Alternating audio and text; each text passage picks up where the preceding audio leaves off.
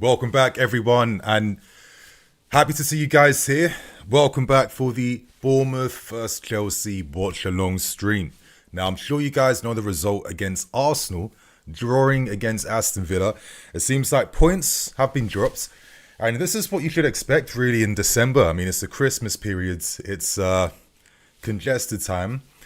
As I always keep saying, this is the moment, this is the key time to decide and determine who's really ready to mount a serious title challenge. Come out strong this month. I mean, opportunities are really about, right? You have a lot of teams playing a lot of congested fixtures. Points are going to be dropped left, right, and centre. We are going to see surprise results. And maybe this reflects the lineup we're seeing today from Enzo Maresca, where he's relied upon a lot of experience, a lot of the big guys. It's quite clear that he values and rates the A-team guys over the rest. I don't think it's because the quality is not there, but they're just not on the same level just yet. Obviously, one of the natural byproducts of buying so young is that at times you have to kind of be a bit patient and wait for these guys to develop and get a bit better. I definitely think your Santoses and your Hatos and other players will get there, but it won't be this season. That's just the honest reality to things. So it's going to be interesting to see what happens. But anyway, it's great to see some familiar faces here on the stream. Much love, you guys. Yes, JT, how you doing, bro? Always first to watch my videos. Your like streak over the last few years has been flippy and humbling, man. So I really appreciate that. Yeah, every now and then we don't agree on everything, but I like it like that. You know, I like that we can kind of have debates sometimes back and forth. So I appreciate that. I mean, you're my 0.2% of viewers, which is mad. Yes, another goal in the building. Wait, Arsenal lost. See, I didn't even catch up right at the end. So did Villa win right in the end? They did. Bro, see, I'm even behind right now. I've been focusing on the stream and getting other things ready. I was watching the game until like the final few moments, not even expecting Aston Villa to get back. So, again, that's December for you, right? I've got the highlights on screen now, so I'll have that on my second screen as I'm following the chat with you guys. I want to see who got the goal. Who scored for Aston Villa, by the way, you guys? Now, when you see our lineup, maybe it gives you even more confidence now against Bournemouth. It's a Bournemouth team that haven't won in the last 5 games. 1 point out of 15 is outrageous. But anyway, they're showing the Arsenal goal. Cross from Rodgers. Back post. Buendia. Wow. This is crazy. What a way to win it right at the end. What a way to win it right in the end. Like, you create your own luck where you just flood men forwards and fight for second balls. The game can be a bit simple sometimes. Buendia, just right position, right time, right moment. Great finish, by the way, from that angle. But yeah, the fact Arsenal drop points is promising. I think they're going to drop some more. I think lots of teams are, to be fair with you. So Aston Villa have been creeping up that table. Second in the table right now. They've been doing their thing for a minute, but they're not really a team I've been like really following or paying a lot of attention to. But credit goes out to Unai Emery, right? Anyway, let me see what you guys are saying in the chat. Buds, last kick of the game, exactly. To be fair, they're lucky that Caicedo got sent off, because I think we probably could have got 3 points against Arsenal at the Bridge. That's my honest feelings on that game. I just felt like we had too much of a competitive advantage against them. We were out, the physicality we showed, the intensity that we showed in that game. They couldn't handle it whatsoever. And when Arsenal are kind of like praised for those same type of things, and you're beating them at their own game, what's that really saying, right? Positive football fan, it feels so good to see Arsenal lose. Yeah, especially like right at the end of the game too. SM the goal. Imagine where exactly. If we didn't drop silly points. Well, let's probably discuss that lineup right now. Obviously, we're seeing that Maresca's gone straight back to trusting the big boys. And as you guys are seeing, man, Cole Palmer back in the team, finally. We needed that. Delap playing up front this time. That's interesting. Fair enough. I mean, Joao Pedro is probably playing the Champions League game then. I had a feeling that we'd see Neto and we'd see Garnacho down either flank, adding that type of, intensity, a lot of patient behind as well, directness, very willing to, can cover ground very quickly as well, arrive in spaces. We're going to need that. Shout out to Pedro now, 5 goals, 2 assists this season in 13 games. At the moment, it's his best output in his entire career right now. And I think, he's one of the first guys that Maresca really believes in and really trusts in this team, right? So it's good to see that he's adding some goal scoring to his game. I mean, he's like 25. He's hitting those like pre-peak type of stages, right? He's a big player for us. But naturally, I was expecting to see Reece James straight back in that midfield. Hopefully, he doesn't have to play the full 90. Hopefully, Andre Santos can come in for the final moments. I guess the only surprise was I was maybe thinking Watchalong might get an opportunity. To be fair, I didn't think Gusto was incredible in the last game. And I know that Tosin was at fault for the mistake, right? But I still also think that Gusto played a little bit of a hospital pass straight back to him. And it got me thinking, man, if this was like Reece James in that same moment, he's finding a way to play out. And it made me realize this is why these are like the little examples between how you can kind of compare the best players to good players, right? How do they problem solve? How do they still find ways to play you forwards? I don't know. I just felt like Gusto didn't really see. He just instantly played the pass back to Tosin. It was too close to him. He wasn't like near to the keeper. And he was already getting automatically pressed as well. I thought maybe Watchalong might get an opportunity, to be fair with you, especially with Atalanta coming up as well. But I think Maresca realizes, you know what, I want to get as many points as possible this season. I don't want to take any chances. And realistically, what are you going to do? You're going to turn towards your best defense this season, right? A defense that's that's only conceded 1 goal in like 4 games. Fofana, Jalaba, they're the best 2 right now. I think Fofana, listen, when he was first getting back in the team, I was a little bit apprehensive because there's been a few times before he's come back. He's needed a bit of time to get into the rhythm again, and then he's instantly injured. But this time, he's come back and he's just been on point, and I'm seeing some of his best football in how long now. I think Jalaba does not get enough respect from the fan base. Last week, when Tosin and others put us under pressure, I still see Jalaba he's catching strays for other man's performances, which don't make any sense to me. But this is a guy that's got, 2 Man of the Match awards this season, yeah? And I think he's got, 2 goals or 3 goals? Let me see what Jalaba's stats are saying. Maybe not 3 goals. How many goals has he scored from set pieces this season? No, 3 goals scored this season. I was right. He scored 3 goals for us this season. 2 Man of the Match awards. I mean, I guess sometimes the Cobham guys aren't the sexiest names for some reason. But you can't pretend that Jalaba hasn't really progressed. Especially when a lot of times this season he's playing on the left-hand side, not even playing on the right-hand side. So, listen, I think Drev, Fofana, very good defensive duo. We're going to need these lot against Bournemouth today, yeah? So I'll be honest, I am feeling pretty optimistic about our chances today. I kind of have this sense that we're going to beat them. I think we'll play pretty decently as well. So I don't know, that's my thoughts, man. But anyway, we've got around like 16 minutes, you guys. I'm going to go through some of your questions right now. As I always say, if you want to show some love, some super chats, if you want your questions prioritized, always helps. Because obviously there's quite a lot of questions to go through. Willow, Nini, what do you prefer, Niger Jollof or Ghanaian? Come on, man. It's not even a debate. It's going to be Ghanaian Jollof all day. Basmati just hits more than long grain. It's the truth. It just, like, texturally, it's just nicer in your mouth. The juice better, you know what I mean? The flavors, there's a lot more because it's like on smaller pieces as well, rice grains. And I mean, I like Niger Jollof, but for me, it's more like, after a long, hard day, there's not much left in the fridge. You know what I mean? You got your dried chicken and you got your long grain jollof. It's gonna satisfy you if you've got nothing else, right? And you know what I mean? But if you want a bit of flavor, if you want a bit of like elevation to that same meal, it's got to be Ghanaian jollof. I don't care what anyone says. But to be fair, I hear good things about Congolese jollof and all these other ones, which I haven't even tried before, which is mad. So I don't know who the king of jollof is, but I do know that Ghanaian jollof is over Nigerian. Hey, I don't make the rules, man. I don't make the rules. Nini, what Chile is this?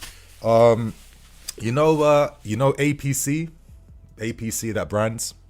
Yeah, I got that like a while back from End Clothing. SN, I'm excited to see Delap and Palmer's combinations. I am. I want to see more, but I want to kind of bring up this conversation point with you guys right now. I personally think there's a few things that's kind of stopping us from really being serious title challengers. Obviously the defense, but I think right now, for this context of this season, this back four is the best we have. And listen, it's done well in the top games. I'm trusting it, yeah?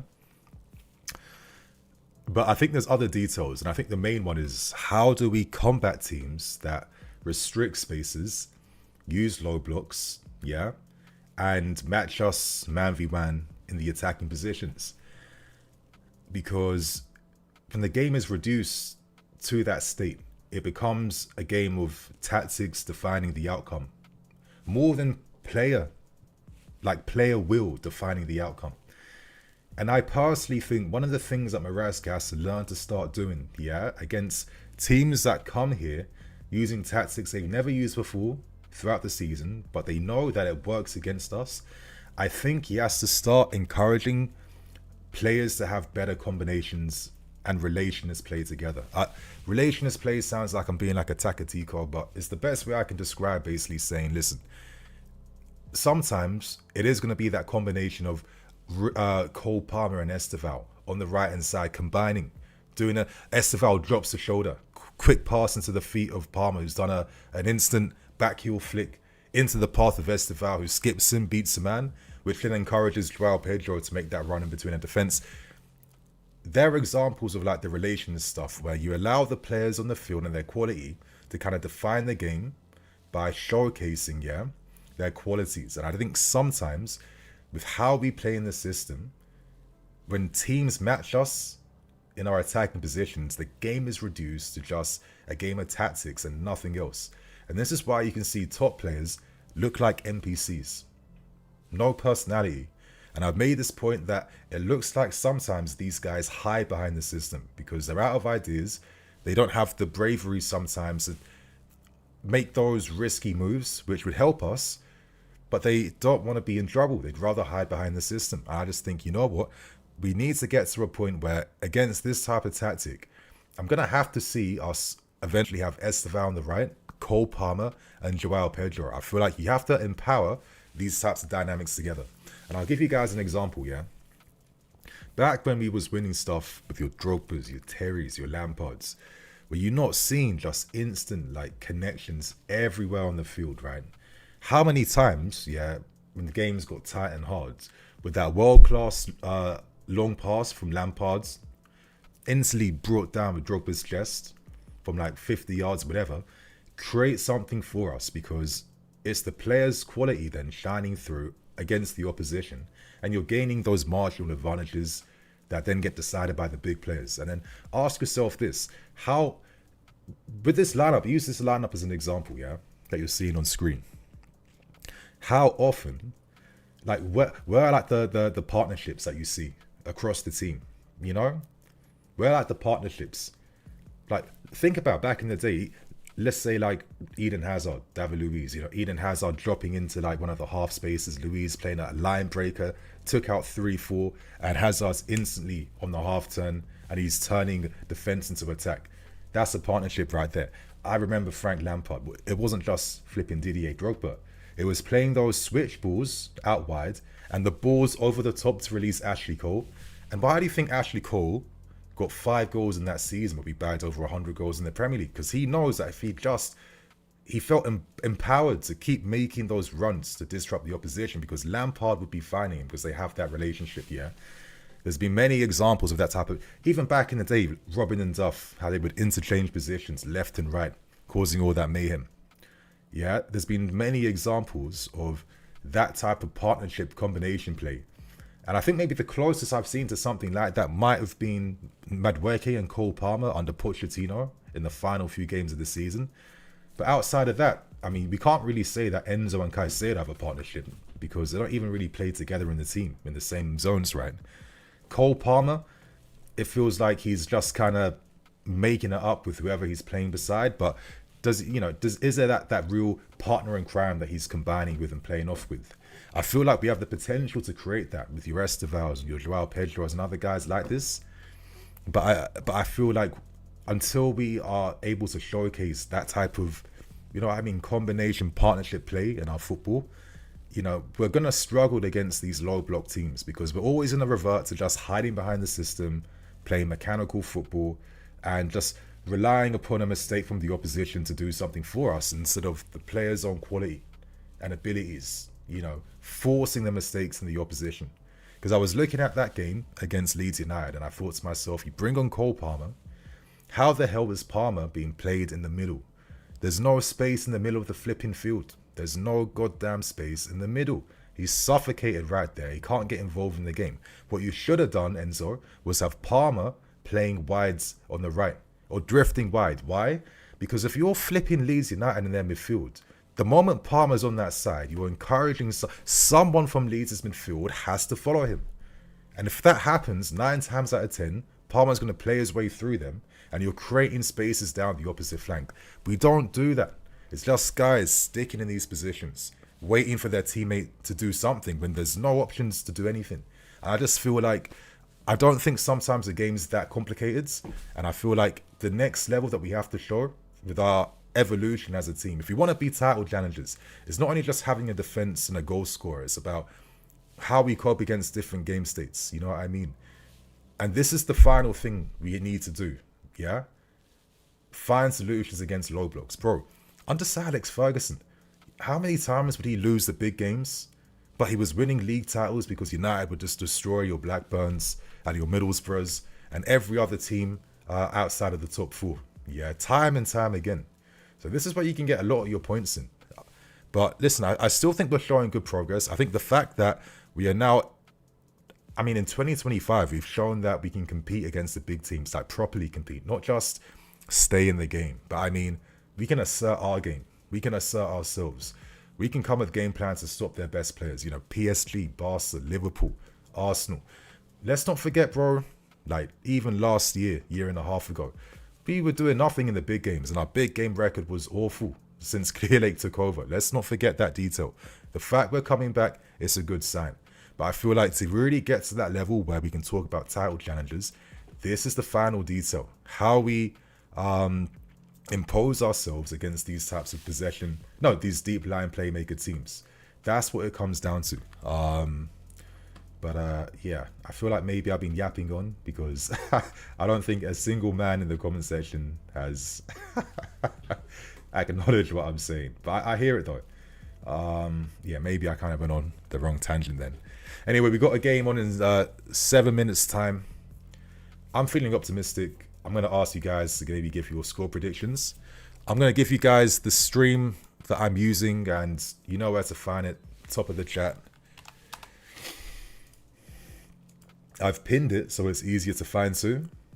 So anyone who needs a link, I've got you. I've literally got you. It's right there. I'm using the same link. I think it's probably the best one. Try not to, keep it a bit discreet if you guys are listening. You know what I mean? So yeah, let's do it, man. Ollie Taylor, fast and mobile centre-backs is essential for playing low blocks, as it seems we lose to either a self-inflicted giveaway or teams take 1 or 2 counters that they'll get against us each game, for sure. And just to even add to your point, man, obviously, if you're not keeping yourself compact, if the midfield, if the defence is too flipping deep from the rest of the team, you're just going to encourage the opposition to come onto you then. I think that's the biggest mistake I clocked after the Leeds game with having Tosin in the team. I think he's a good defender in his own right, his ball play. Even aerially, listen, he won 8 out of 10 aerials against Leeds. But why did it not feel like we were dominating? Why? Because Leeds United's Tanaka, Stack, Ampadu, they were chasing second balls and they were winning everything in midfield. That was Leeds' game plan, yeah? And we kind of played into it by having our defence so deep from the rest of the team. So you guys, if you've been watching my streams, you probably hear me complain all the time. Why is like the wide centre back not pushing further forwards? There's all that spacing and openings there. Run into that space. But now I'm thinking the reason why they don't do that is because if you've got a Tosin that's in that back line, and if there's a turnover, Tosin's isolated. He's not a guy that can defend on the ground. He's screwed. I mean, listen, personally, you guys, I don't think Tolson's a bad defender. It's similar to Disasi's. He'll probably excel in a lower block system where he can play that type of David Luiz role with his passing. I think his guys, I'll be honest, I think his passing is clear. That's probably his best thing in this game. But I would never thought he was here long term. I always thought, these owners thought he was like the same level as Jalaba for some reason. He's coming on a free and you're guaranteed to make profit from him when he's sold 2 years later. I think he'll probably leave us in the summer. We'll probably get 25, 30 mil for him. Instant prof. But I knew that he would never be a long-term guy. I think that the thing that really baffles me is the foresight, because if you don't have the pace, similar to Disasi, we kind of ruined this guy's career for no reason. Why did we sign defenders that can't play high line? I mean, like, why even waste your money and waste your time even looking at them? Unless there's like, okay, can we flip money here? We know the team's not going to be ready to compete for maybe another 5 years. You know what I mean? That's the only thinking I have around it. But yeah, I think right now he's probably at the bottom of the pecking order, unless, injuries, God forbid, happen. But I think Achimpong is probably clear now because, yeah, we can't be using no, disjointed defense that can't play high line. It don't make no sense anymore, Yes, Nova, big up Nini in the chat. Respect you guys. Yes, Charlie, I like Delap. I think would be a really good striker for England, but I do wish we got Ekatike. Listen, I was saying the same thing, man. I was when I made that video in the summer, which I got a bit of criticism for, when I was like, all this business of making moves for Ekatikes, but not really committing to bringing them in and signing them. That's going to cost us a bit. And I personally think sometimes you have to know when it's right to spend a little bit extra. And the fact that Ekatike was there for the taking, and we didn't take him, I think this is an upgrade guy for the team, right? I understand the thinking with Delap, but I think Ekatike is like, he'll be like a top 5 striker in Europe type of thing. And I think it's actually ridiculous that he went to Liverpool. And I think it's ridiculous at the moment that I don't see Liverpool trying to use Isak and Ekatike. And even hearing like Arnie Slot talking about the difficulties that maybe Isak's having against low blocks, which is obvious. I mean, what striker is there really that exists like that can score goals against deep blocks? It doesn't really work like that unless you play really quick to the striker and find the right moments. There isn't a striker really that is built to play against low blocks. Not in the modern day age where the teams defend way better now in this compact structure than you've seen before. So I don't know, but I agree. I think Ekatike, if he's in the team, I think maybe adding at least 2 more goals, 3 more goals. And how many points do you probably have from those 3 more goals he has?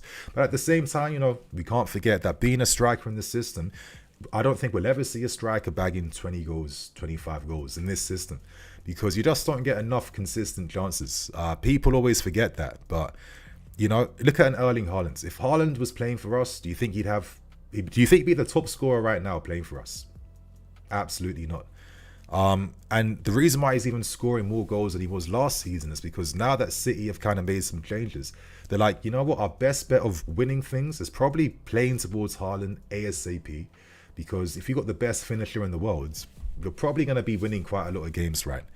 But if he was playing for us, you guys, the service wouldn't be the same, especially without Cole Palmer for large parts of this season. We don't play quickly enough to isolate the striker. And sometimes the final ball decisions too, they're still not perfect, and that's expected when the team is still quite young offensively, right? So, we have to also understand that our strikers are more than just goals. They're all about the pressing, how they bring others in, and also the things that we don't really look at, like off-ball movement, like how are they creating space for their teammates. That's what it really comes down to with these lot. So, I don't know. I think Delap and Joao Pedro is good enough for now, but you know what I mean? It was never going to be a season where they're going to... I don't know. I still have optimism that Joao Pedro can. But I just think he just needs better connections around him. Everyone's forgetting that when he was scoring for fun when he first came, he was playing off of Palmer. I think people have forgotten how good they were. Just remember that final goal against PSG. That run and that pass, that was telepathic, because that's what strikers need. You need the combinations. You need to know where your next service is coming from. And what's been his consistent source of service without Palmer? Let's keep it real. Anyway, the game is about to start, my friends. If you need the link, as I told you guys, it's in the pinned comment right now. There's no excuses. If you see anyone that needs help, pinned comment. Anyway, my friends, game's about to kick off right now. I'm feeling optimistic. We're playing in the white shirt today. Good things normally come with that. Yeah, like I said, man, I'm feeling optimistic. I feel like something can happen today, boys. Bournemouth have really been criminally lacking intensity in their game. That's why they've been... And Bournemouth, if they don't have intensity, what do they have? That's a lot of running and disjointedness. Anyway, Bournemouth are attacking. Tavernier, good tackle. Chalobah. Palmer tries to find a lap, intercepted. Senesi on the ball for Bournemouth. Plays it quickly. Okay, a fast start from Bournemouth at the moment. Hopefully we stay in the game the first 10, 50 minutes. Not like Leeds where we're conceding instantly.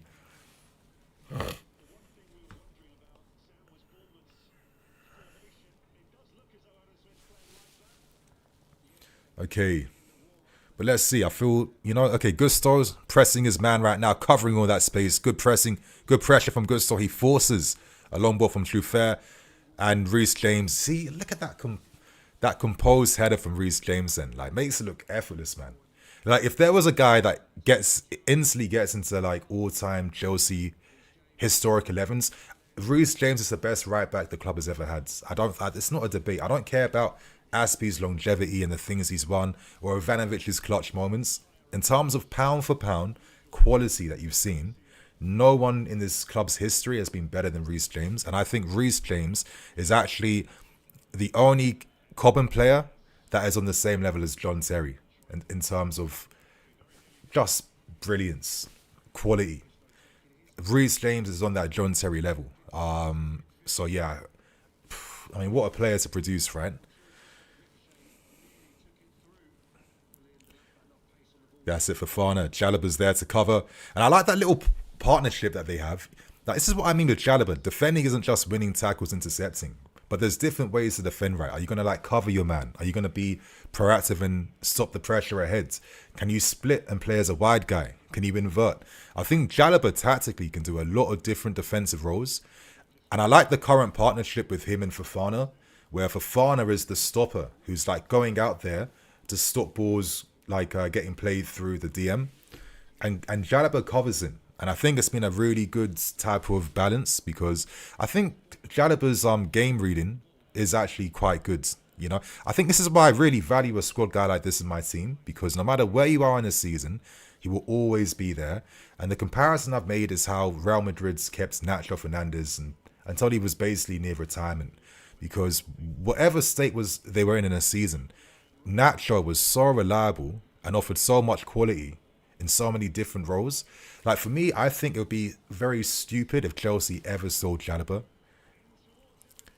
Played, oh my lords, come on, man. Surely that's offside. I don't believe it. Offside, no? Is that not offside? Yeah, I need to see this again, boys. I got to see this again.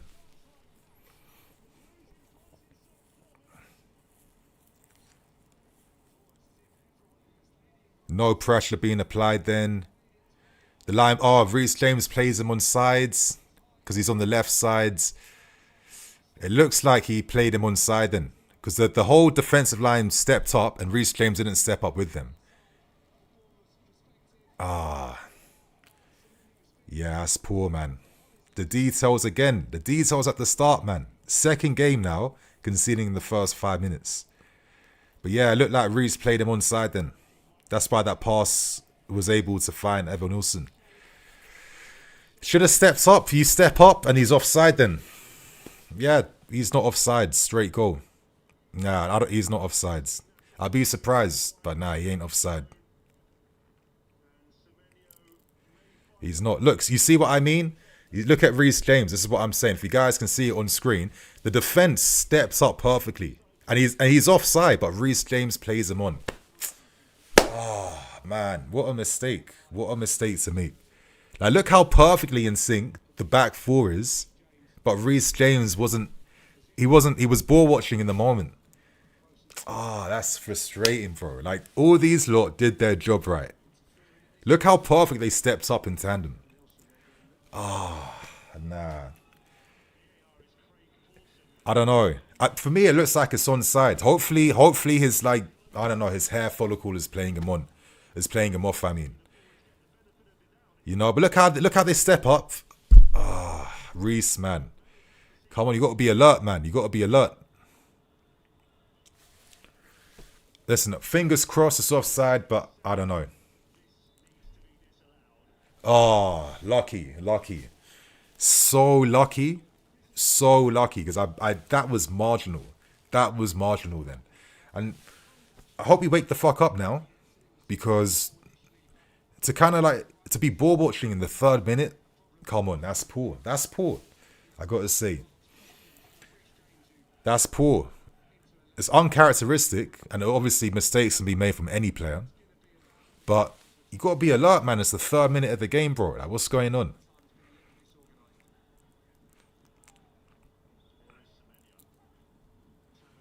That's the Drev. He's covering. That's yours. Doesn't really connect with the header enough then.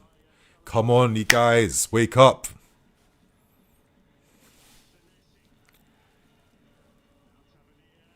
Oh, Enzo, weak.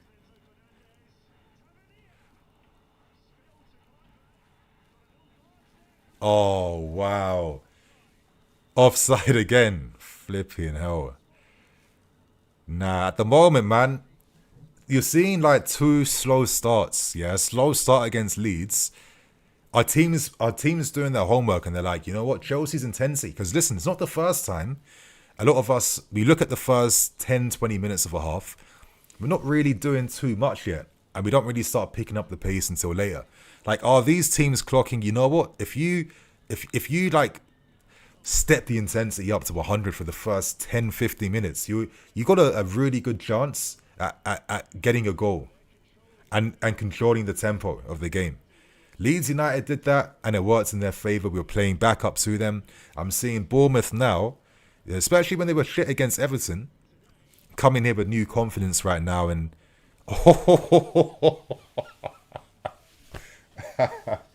that camera angle then made Sanchez's pass look mad. But see the intensity right now. We don't want it at the moment. We don't want it at the moment right now. Come on, you guys, step up.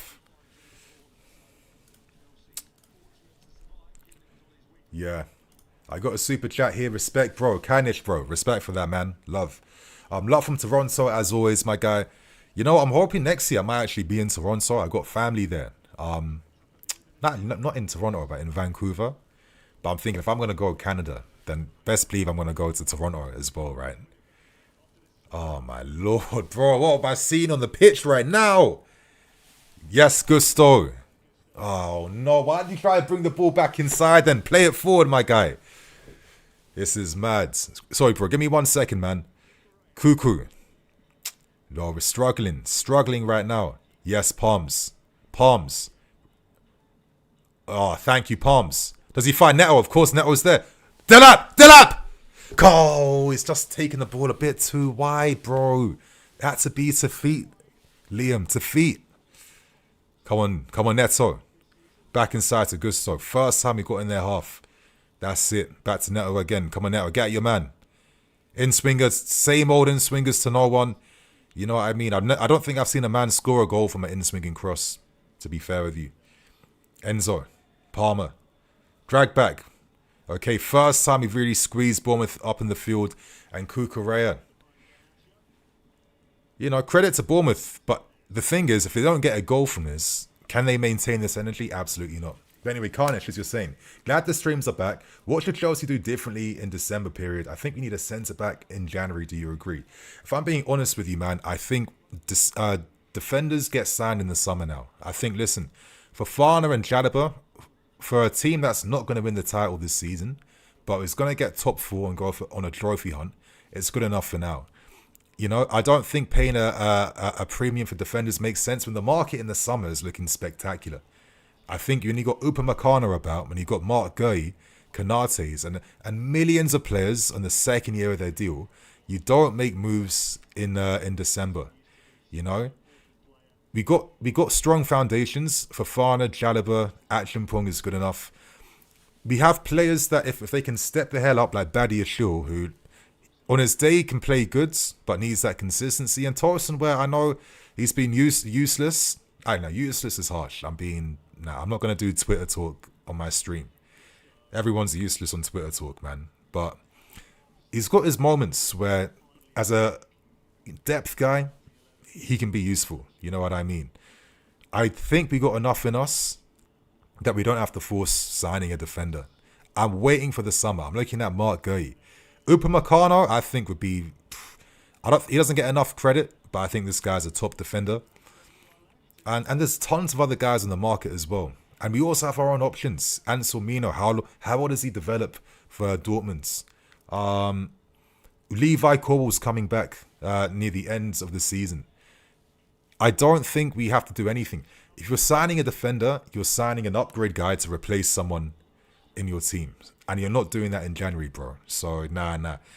We don't have to sign anyone in January, if I'm being honest. I don't think we need anyone. Hopefully, Mudryk can beat his case. He gets some positive news. He can come back in some capacity. But now, that's play. Oh, Garnacho, man. That was the perfect moment for you to come inside and take a shot. I'm so surprised that he ran... Cucurella put it in your path and you had like 10 yards of space around you. How the fuck are you not coming inside to take a shot, man? Come on. This is what I mean by that youthful inexperience. Because why would you now go back into the traffic, which Cucurella took you away from? It's little decisions like that, man. Little decisions like that. Enzo. Okay, me too, Nini. Okay, Dilap. But yes, Carnage, man. Appreciate the super chat, man. Love for that. Caicedo yet carries any team. Exactly. Caicedo and Arsenal. Caicedo and Declan Rice together, my lord. You know, I mean, Caicedo just gets seen as this flipping, black destroying DM who does tackles. But does he not do what Zubamendi does? But with a lot more press resistance and a lot more quality on the ball. Okay, a lot more quality is harsh. I think comparable quality with Garnacho, footwork, long ass step overs, back inside. Enzo, can he take a shot that actually tests the keeper? Never. Never, ever, ever. Listen, you guys know I love Enzo Fernandez. I think he's world class, does a million roles in midfield. But I think for him to go to the next level, like again, because he has the potential to be like in my head, a 5-star. A 5-star level type of midfield player. I think right now he's like 4-star out of 5. But to be a 5-star guy, you need to make spectacular moments come off more often. Yeah? It's the spectacular. Can your 25-yard shot go in the net? Or test the keeper? Can that half volley force a moment against the keeper? You know what I mean? Can that pass, that ambitious pass from 70 yards, take out an entire team's defense? That's the only thing I'm not seeing from Enzo consistently is that level of accomplishment in his game. I think he has the potential for it. He's only 24. He's still quite young. You know what I mean? He's not... Bro, I was there when Lampard blossomed at 24 under Ranieri in the 03-04 season. And then from that point forwards, every season he was adding something new to his game. And by the time he won a league title, this guy was playing like he was... like some Spanish, an Italian-style midfield player. He just had so much class to his game. If you compared Lampard's when he was 28 to when he was like 21, you wouldn't even think it's the same human being on the field. So I believe Enzo can definitely come there, but I just need to see, that's the level I'm waiting for from Fernandes. Can he make the spectacular become a possibility more often, And so far, any ambitious ball he plays or ambitious strike he takes, nothing comes from it. It gets slices, under hit. He's not adding anything, Chris, too great. Yes, we usually settle by the 15th minute. We just got to hang on. Exactly. Again, we're noticing a pattern that teams are clocking. Slow ass Chelsea. There's something you can probably get from these guys in the first 15 minutes, right? Look at the pressure that's being applied. But as you're saying, Chris, it's not sustainable, you know? So we need to ride this, and we need to play through it a bit better now.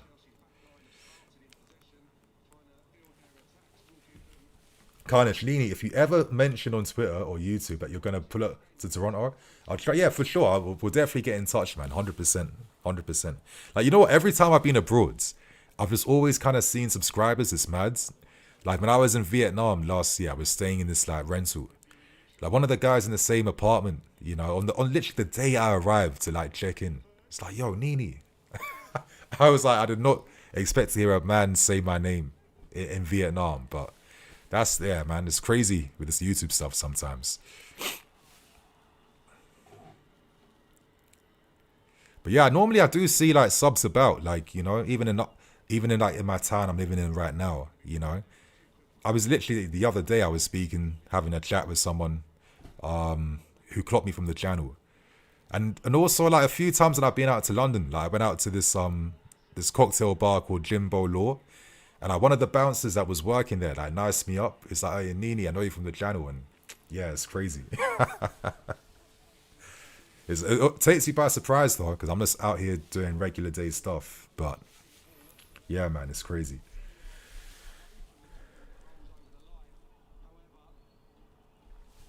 Let me let me sky that drink. How do you get this stream to work, bro? Is it not working?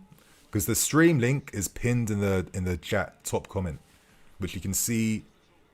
If you see my name, obviously in the yellow highlights, it's got the link right there. I don't know if you've got a VPN or something. I suggest using that, but yeah, it's there, man. Yeah, we need Superman. The lap is stupid, brother. Fix you, bro. I don't know what to do with my clock, man. Yeah, I'm a minute ahead, but I'm a minute behind on the stream. I mean, it's the stream, you know, when you get these streams online, yeah, you're not watching it real time. You're like a minute behind. I'll see if I can kind of update the time, though.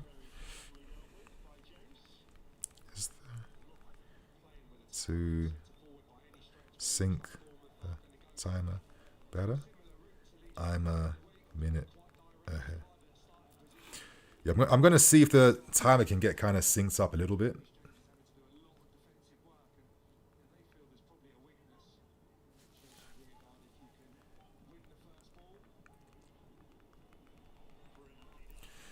That's it. Palms releasing someone. That's it. Palmer. Palmer. Neto he held his run. He wanted it to his feet. He wanted to come inside and take a shot. But it's okay. You know, it's his first game in how many months. He needs to get back into sync again. Back into rhythm. Ideally, he wants to play a through ball in behind. But it just had to be to feet. Is what it is.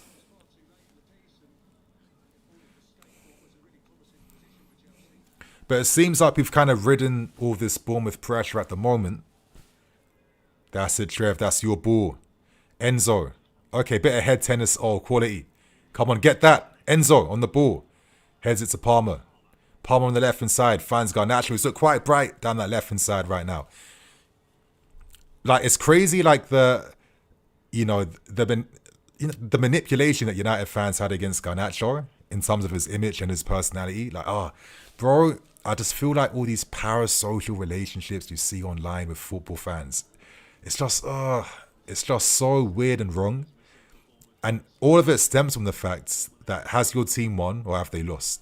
If you lose a game of football in today's modern day age, yeah, people are throwing anything on you just projects all their negativity, their feeling from the team not winning. Because it's funny when you win and you have a prick on the team, no one cares. But when you don't have a prick and you're losing, someone's trying to find one, right?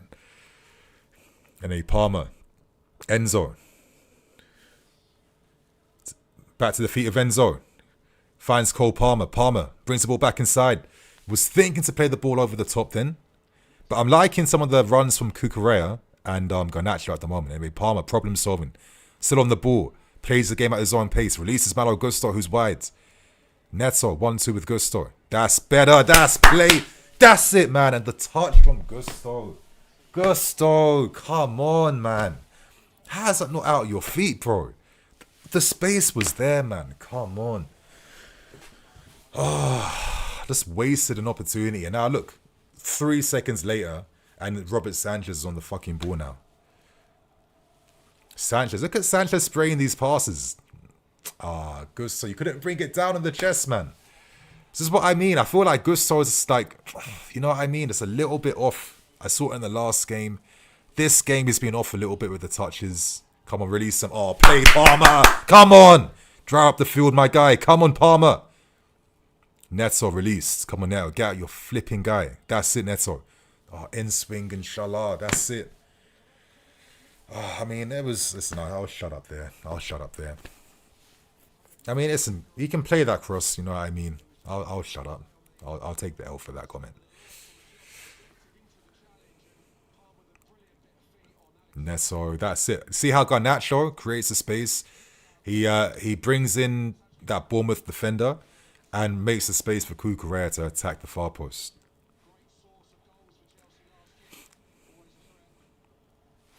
Need a stream, lads, bro. Elliot, if you look at the, you know what I mean? You can't see my my highlighted pinned comment.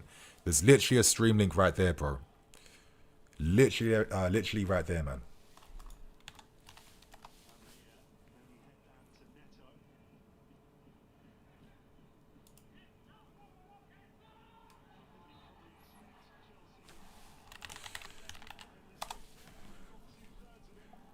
That's it. That's it. On the ball a bit more now.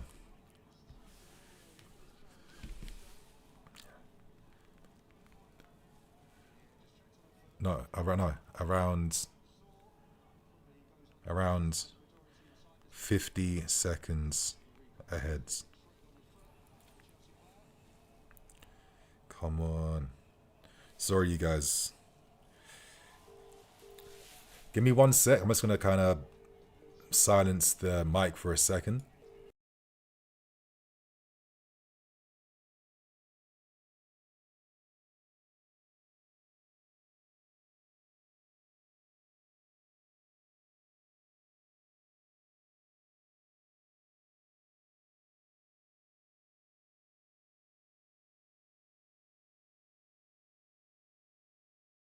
Yo, I'm back.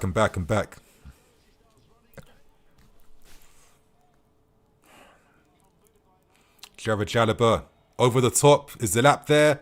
Ah, doesn't find him. Too short. Back to Sanchez. Come on, split wides. Who wants the ball?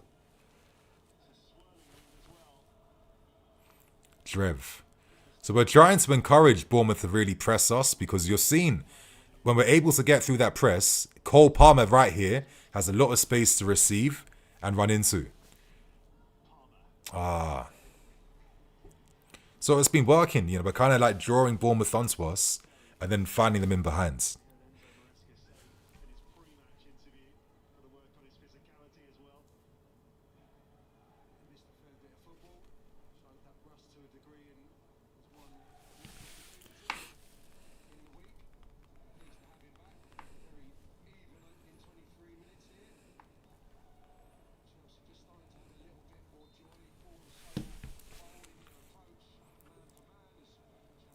Enzo.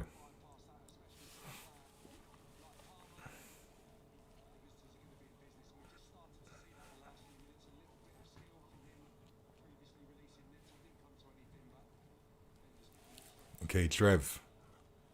Reese. Okay, good play. Short, quick pass in. Back to Cucurella. Play back inside to Enzo. That's it for Fafana. Can he step the ball up? Plays it back inside to Enzo. So Enzo today, not really playing as like an attacking mid. Gusto again. I just feel like, all right, calm, say less. But still, it's a little bit of sloppiness. But what a flipping ball and touch. Reece James and Neto to the byline. Oh. Great play. Great football. Great football then. Great flipping football. Chalobah, that's yours, my guy. Ball of life. Ball of life. Not like that, bro. Like, come on. Use your brain, man. How you not putting the ball in the books?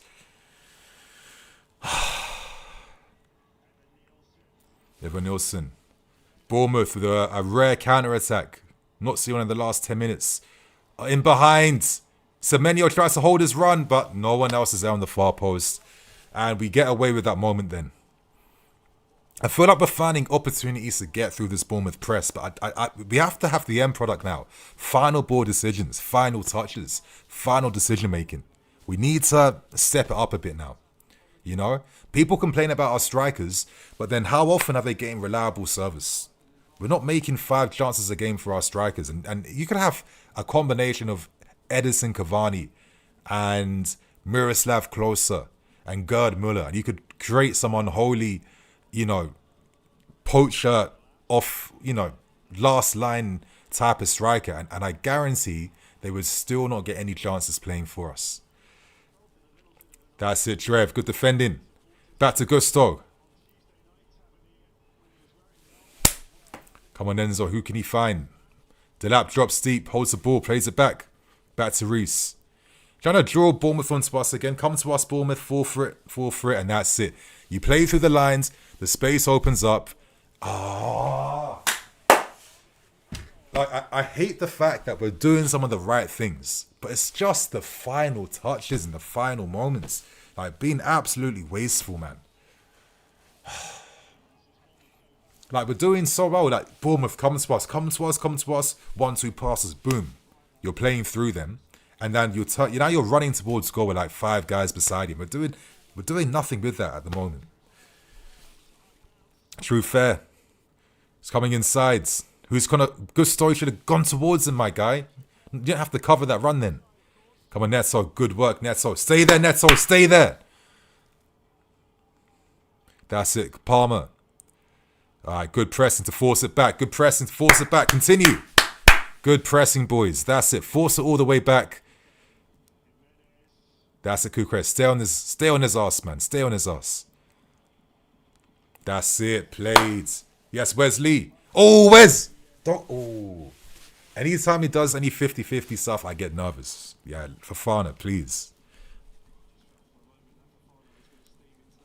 I'm so glad that Fofana didn't steam straight into that guy, because he's done that all the time, and he gets left worse for it. But yeah, that was... Did you see that strength from Fofana to ride that then? And still keep his balance. I mean, he's a great player, but I'm not going to lie, you guys. The whole driving thing that he got done for really pissed me off. Because obviously it reminds you that you don't know what these guys are really like as people outside the pitch, right? You know, obviously I respect what they do on the fields, but I got no parasocial relationships where I'm not going to stand a player like that or do any of the crazy stuff that guys do these days. Like, seeing that clip of him when he was driving, trying to overlap, crazy. And they can't help you you can't help but think, okay, like, how do you move outside in real life then, you know? Like, if you feel like you're entitled to move like that on the roads, you know, I don't know. It was a bit mad to me. You guys in the chat, what you saying? Be consistent, ref. So Caicedo does the same-ish. Semenyo doesn't get the reds. Game is gone. Wingers have been progressing, but struggling. I wonder if Gittins... No. Let's just give the game some time. I don't think our wingers have been bad at the moment. I think it's the rest of the guys supporting them that haven't been doing their job properly. But I think Garnacho and Neto have been quite bright at the moment. Delap needs to calm down. Yet Delap just got a chance. I think with the higher scoring forwards, they're either great early or have crazy pace. I get it, but I mean, they're not like the clearest cut chances, you know? Like, if he scored that goal from that cutback, that would have been like a spectacular goal. From that angle, and to generate the pace and power, and then to keep your shot low, and through all those bodies, that's not an easy goal to score. Anyway, 1 sec, boys. Anyway, set piece time. This is the moment of truth right here. Moment of truth right here. Come on, concentrate, keep your men. That's it. Trying to put pressure on Sanchez. No, not today. Yes, Robert. Come on. Yes, Robert. I keep saying, man, Sanchez has the best hands in the Premier League. And that's a big claim, you know. There's a lot of big guys in this league, yeah. And the fact that teams are trying to put pressure... I've noticed that, like, from set pieces, they're trying to have a man that can kind of block Sanchez's path and get in front of him. But he's still there. He's still there, reaching. And what a great punch that was. Like, he's going behind the ball, and look at the power he generates too, like away from the danger. I don't know. Listen, I've been impressed with Sanchez this season, I have to say. Just little details like that. I keep looking like, all right, okay. I don't think you would have done that a year ago, but it's like you're starting to get it now, like a bit more.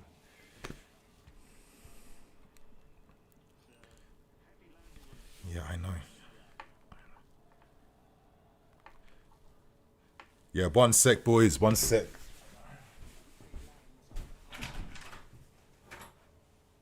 Is it here?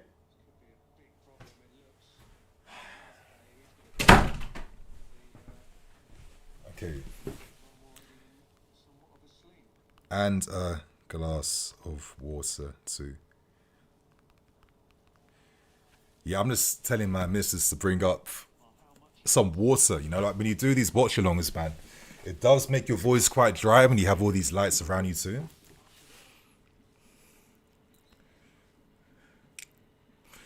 Delap off already again. Mark Yu. Big moment for Mark Yu. Massive moment right here. Damn. Jalabo is way too shaky. Gusto isn't giving us anything important. Yep. Sanchez is one of the most improved players this season. Yes, Hep 47 without a doubt. You know, I'm just keeping it objective. I don't, you know, play well, and I'll say that you're doing what you have to do, right? Wow, how's this not a pen? Pitao. Am I lying, or has Sanchez become the best claimer? No, bro. I think he has. I see a lot of keepers this season, bro. For me, I think Sanchez is the best one from that aspect. Like when I was on that Sky Sports thing, and what's his name, Boythrow, was just talking ish. I was just like, ugh, bro, I need to be more selective when I do these features, man. I don't know, Gyu with the headband. I don't know if it's like obviously he's young and he's sort of experimenting, but I don't know. I don't think the headband thing is I don't think it really suits him, to be fair. This is what I mean. Footballer confidence is undefeated. Yeah? Like, it reminds me, like, remember like Arturo Vidal? You look at, remember his haircut and his trim. I was thinking, like, on the football field, these types of haircuts make a lot of sense, right? Because it's like part of your costume and your aesthetic. But like in real life, if you were to see a man with that, now it's getting a bit questionable, right? It's getting a bit dubious. Oh, for fuck's sake. Okay. Come on, that's yours, Reese. Hoof it, man. Oh, that's a bit disrespectful, no? I thought Reese was going to come back for blood then.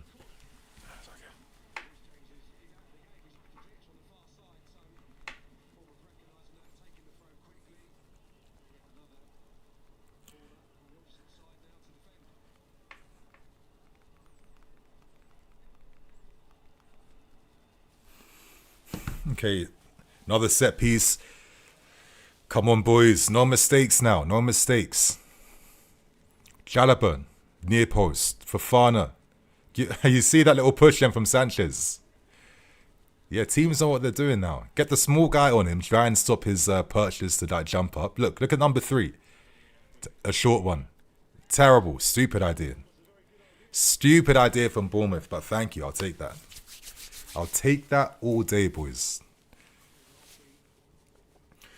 Delap might have dislocated a shoulder. It's just one of them seasons where it's just not going to...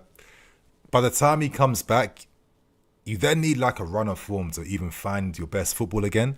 Like, that's the annoying thing with injuries. It takes a lot more away than just recovery, you know?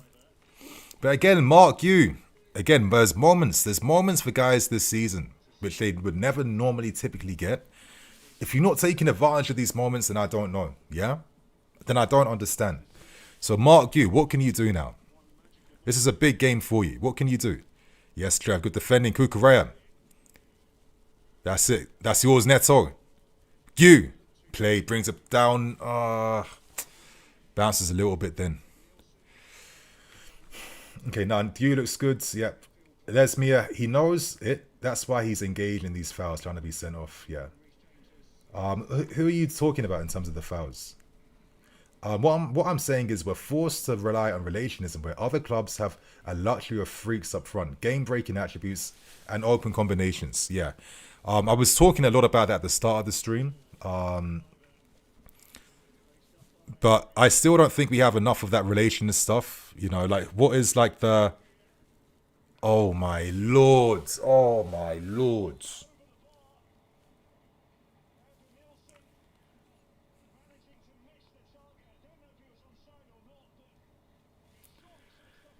Wow. Flipping Semenyo.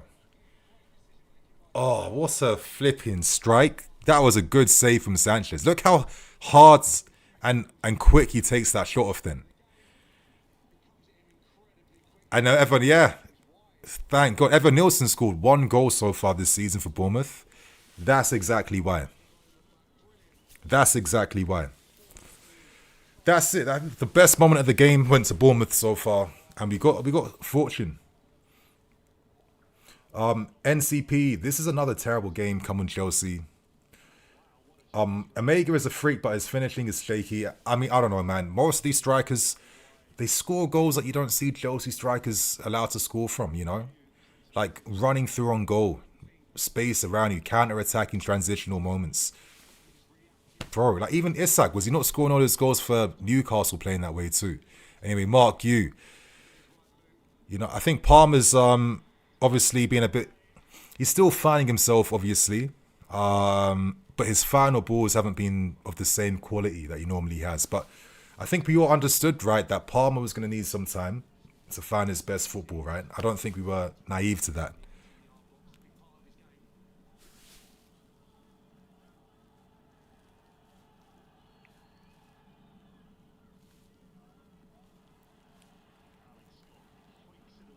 That's it, Trev. Back to the keeper.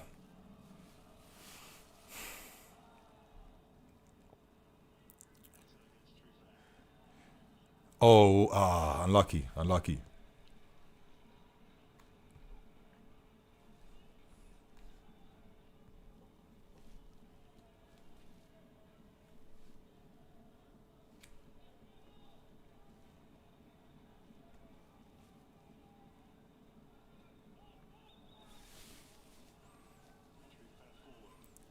Oh, good pass from Trev. But again, Gusto is just these actions, man. It's just not.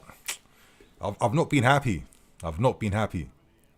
This is why I've always had these thoughts, you guys, where if I wanted to keep this system but upgrade it, would I try and make a move for Valverde from Real Madrid? Because I feel like he could do the Gusto inverted role because he can defend as a right back, he can defend out wides, but he'd have a lot of spaces to kind of underlap and be central.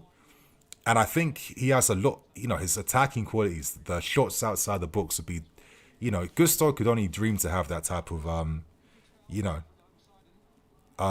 shooting ability. But yeah, stats-wise, man, Bournemouth have had more attempts so far. 2 shots on target to our 0. We've created nothing for our strikers right now. We're finding opportunities to play through their high press, but doing nothing.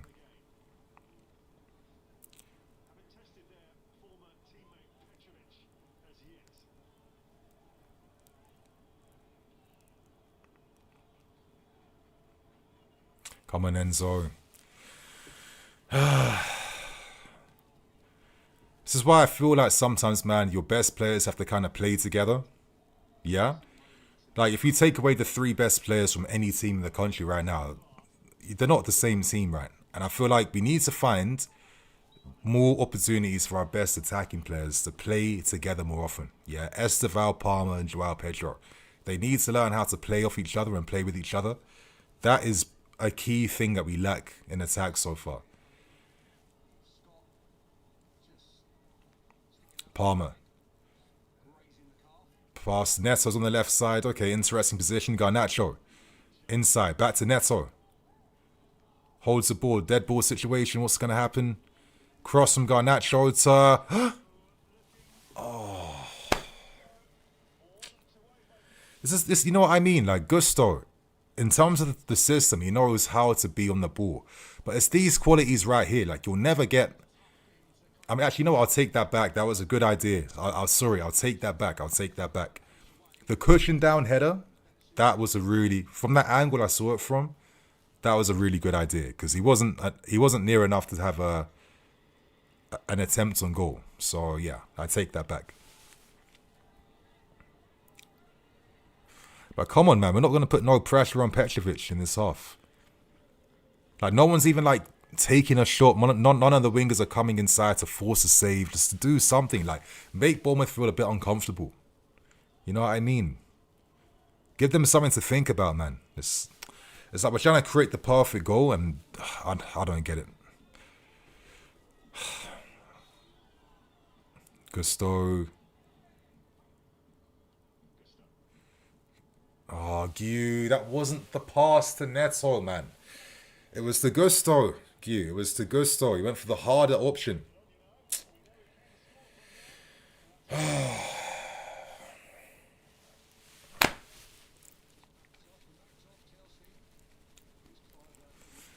Gusto is redundant at the moment. Go back in for Tammy. Gusto didn't want to score there. Yeah, I think the cross was behind him.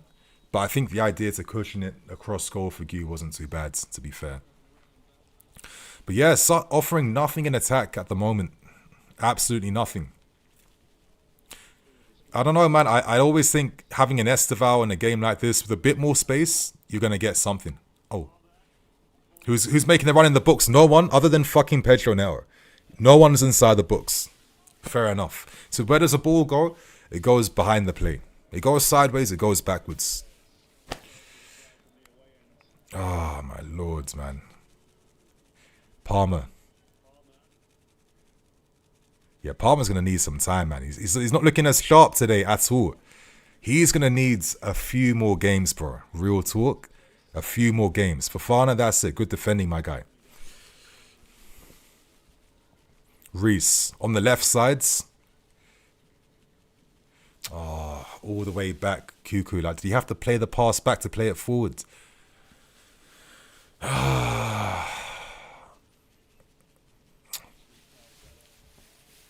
got a super chat. Respect Chris, man. Love for that. Anyway, Palmer, he's got the ball again. Tries to find the feet of Gu. Intercepted. Neto forces the shot. Oh.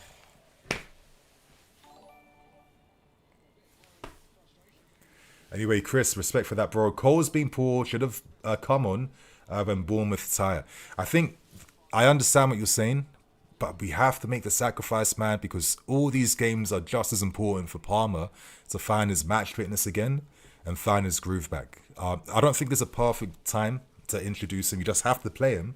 And the more minutes he's on the field, hopefully the quicker he can kind of come back to his best abilities. But I don't know, right now, lacking a bit of imagination. It's very much bare guys in the middle, wingers isolated out wide, doing nothing, and we're resorting to crosses inside the box again.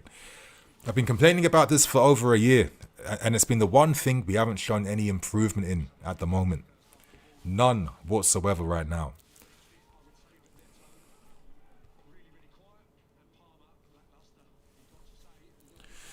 Bro, I need some water, man. Oh, how's my girl going out to get her nails without bringing me a glass of water like I asked for an hour ago?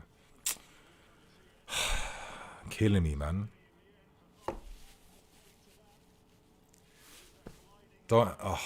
Fair enough.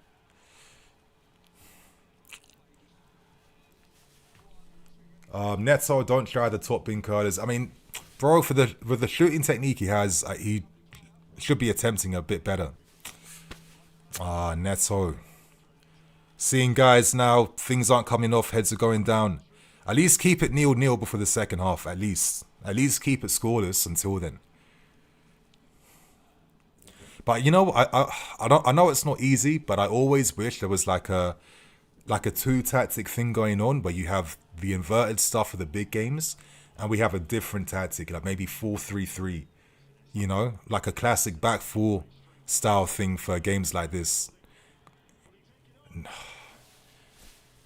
You know, a lot of positive play. Like when you see our players doing what Semenyo does, yeah, it's a half chance moment.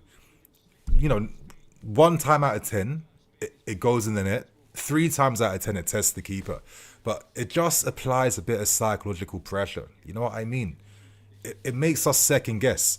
You know, how many times have they forced that moment when it comes? But for us, our players won't force nothing spectacular at all. It's like, I don't know why. And I make this complaint about hiding behind the system too much. What? It's like the system scores the goals all the time. It can't just be that, yeah? Why are we signing players? What's the point of signing the top players then if they have to be an NPC playing for us? That's what I don't get all the time. Like, I'm looking at Enzo Fernandez, one of those games where he's not done one spectacular pass, not one switch ball, not one anything of actual quality to kind of disrupt the game and make something happen. It's just like you just never get to see nothing like this, man.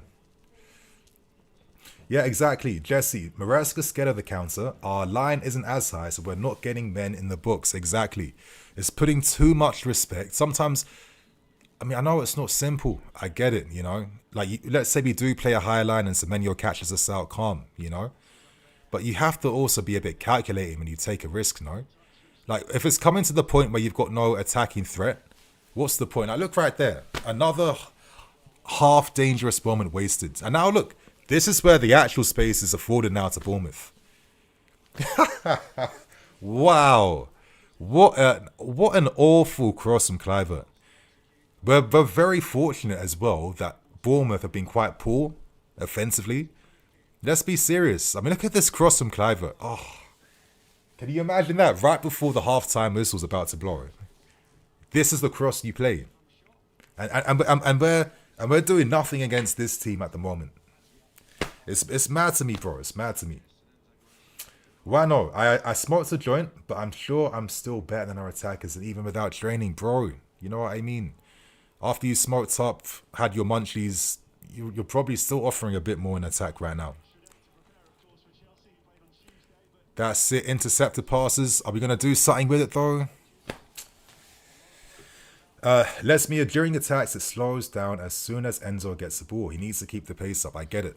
But I also think that he's also reduced to what? Like, where is that option to play a lofted pass or do anything? You know, it's not really there. Like, are you seeing like Neto or Garnacho making a run insides close to the striker? No, they're just high and wide.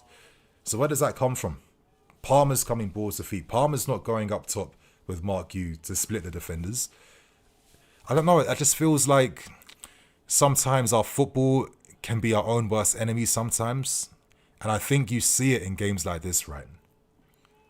In the big games, it gives us an advantage like you'll never believe. But in these games where, you know what I mean? You think you have the player quality that can decide it.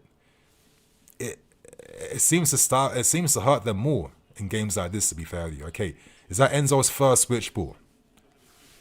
Neto on the left-hand side now. Just like no ideas, bro. Palmer's drifted wides.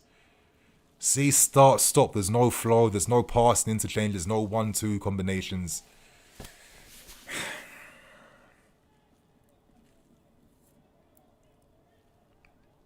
You coming on tells me Palmer is coming off. Yeah, for sure. For Joao Pedro. You're right. 100% right. Again, final balls again. Deads. Oh. Poor. That's it. Oh, my lords.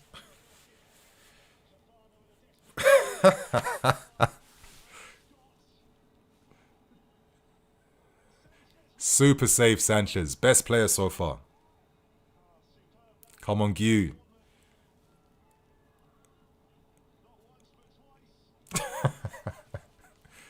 Crazy. Good. So any quality from you. Back inside to Palmer to figure it out. Fair enough.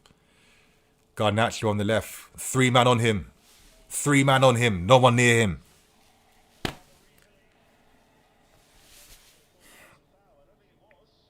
Oh, Drev. Oh.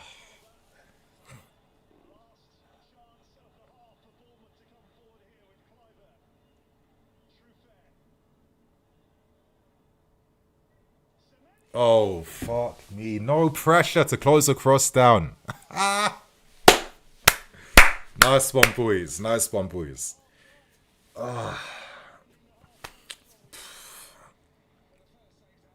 Obviously, I know Caicedo's a miss, but still, it's not. I'm sorry. It's not. I'm not going to use Caicedo being out as an excuse for nothing. You see that, boys? You see that right near the end? no willingness to close the cross down. Yeah? No desire to at least keep the stupid game scoreless. Yeah? And then if Semenyo's unmarked in the books with that run, and listen, with someone with the season he's having, there's a big chance that goes in the net. Crazy. Crazy.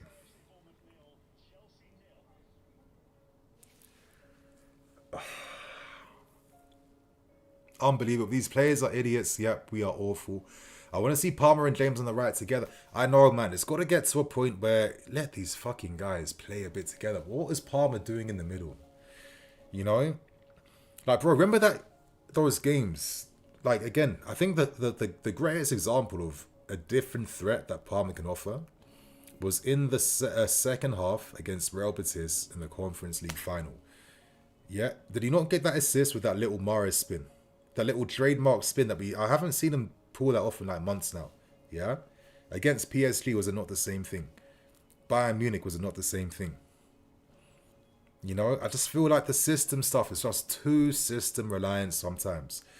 Can we not get to a point where we can coexist without having to be so system reliant in games like this, you know? I don't get it, man. Because it's beyond signing the right players. I guarantee if you had Mbappe here and you had Haaland and you had who else, Yamal and all these guys, they wouldn't cook the same. They just would not cook the same in this current setup.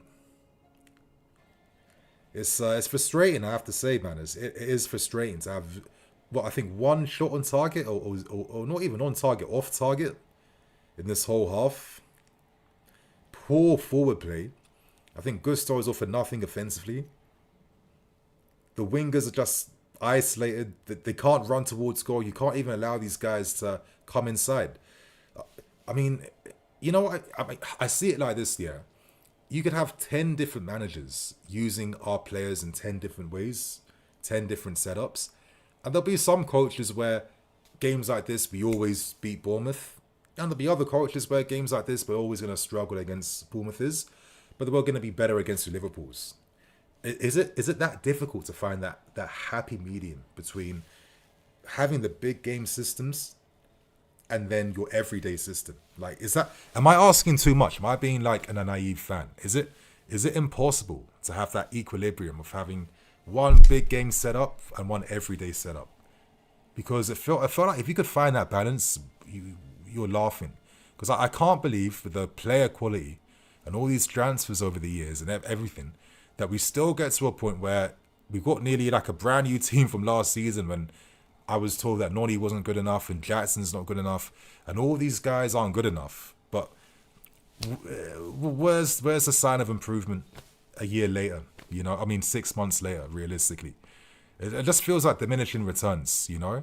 And it just feels like we're beyond a magical player just making some fugazi stuff happen from nothing and winning us the game or making us play better.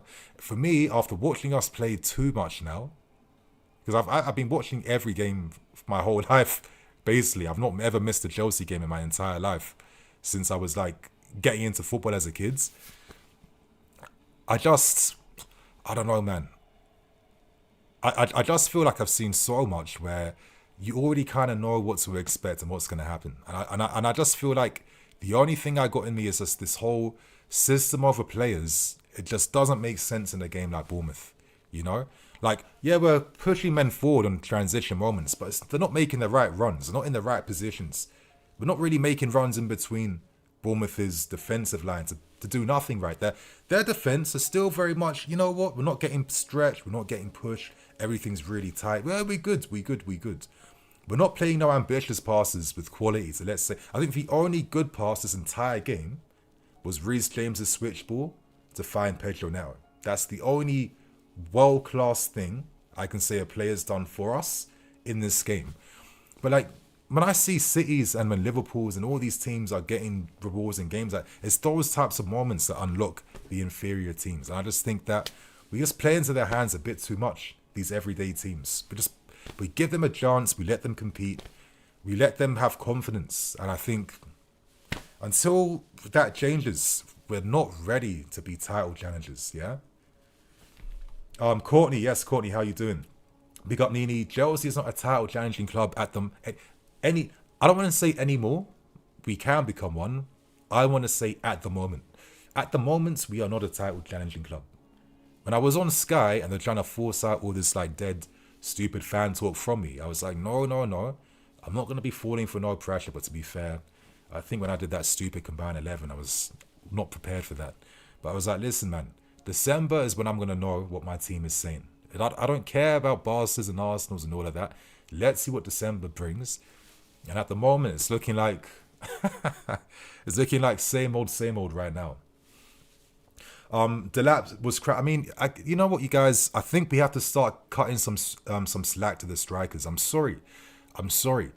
Yeah, you could have Erling Haaland playing where Delap is, and I guarantee 9 times out of 10, you guys in the chat will be saying Haaland's wash, Haaland's overrated, Haaland's crap. When does it get to a point that maybe it's a case of diminishing returns in the system? Let's be serious. Who's near Cole Palmer? Who's near Delap? What chances have you made for him? What quality balls have found his early runs? Yeah? When you see strikers score goals, what service do they get? And then look at us. What service do we create for our strikers? I'm sorry. I know Delap's not world class, and I'd be surprised if he ends up being like this next great English striker for us. I think probably 2-3 years and he's probably going to bounce. But I'm not going to sit here and act that, you know, this guy should be doing more than what's being offered to him in this game right now. Because this is the thing, man. We've seen Jackson, we've seen a million strikers all suffer and struggle at this football club. We've gone through half of the best talents in Europe right now, yeah?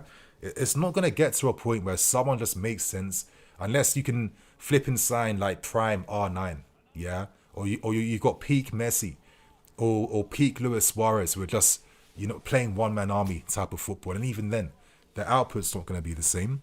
I'm sorry, man. It's past just like the lap being crap. What do the team do for the striker realistically? What does our team do for our strikers? They do nothing. Nothing at all. Chris, too great. What changes is he making? I'm using PSG Barca system. Enzo push forward for late man runs. Reece James and Santos behind. Call off on the right wing. I mean, it's a hard one, man. It's really a hard one. Originally, I would have loved to have seen Joao Pedro and Esteval with Cole Palmer.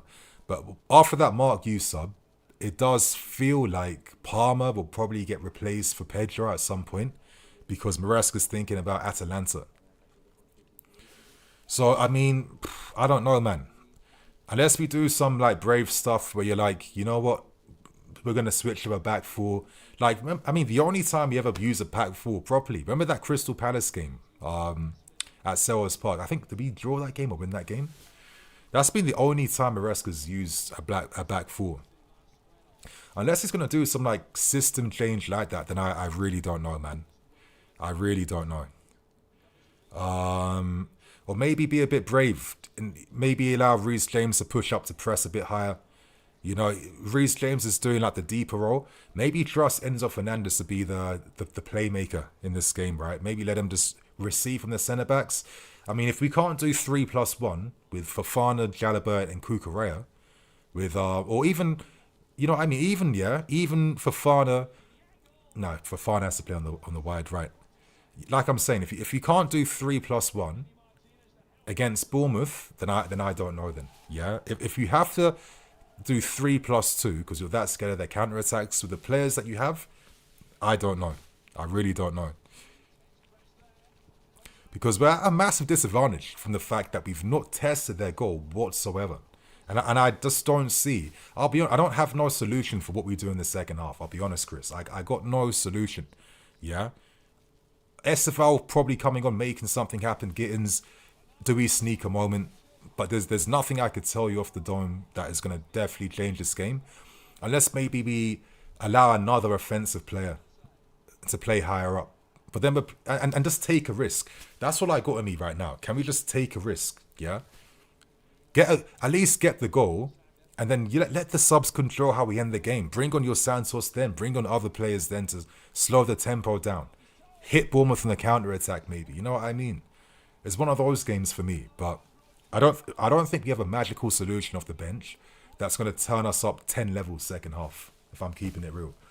And obviously, I think the main thing we're really suffering with actually today has been Cole Palmer needing to find his fitness.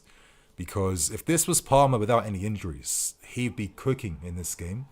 Because the amount of times we've played through Bournemouth's press and done nothing with their attacks, 9 times out of 10 has come from Cole Palmer losing the ball today. Let's just say it for what it is. But it's been down to Cole Palmer losing the ball, not finding runners in behinds, not getting the pass into the feet of the attacking players. And he's done that quite a lot in this game.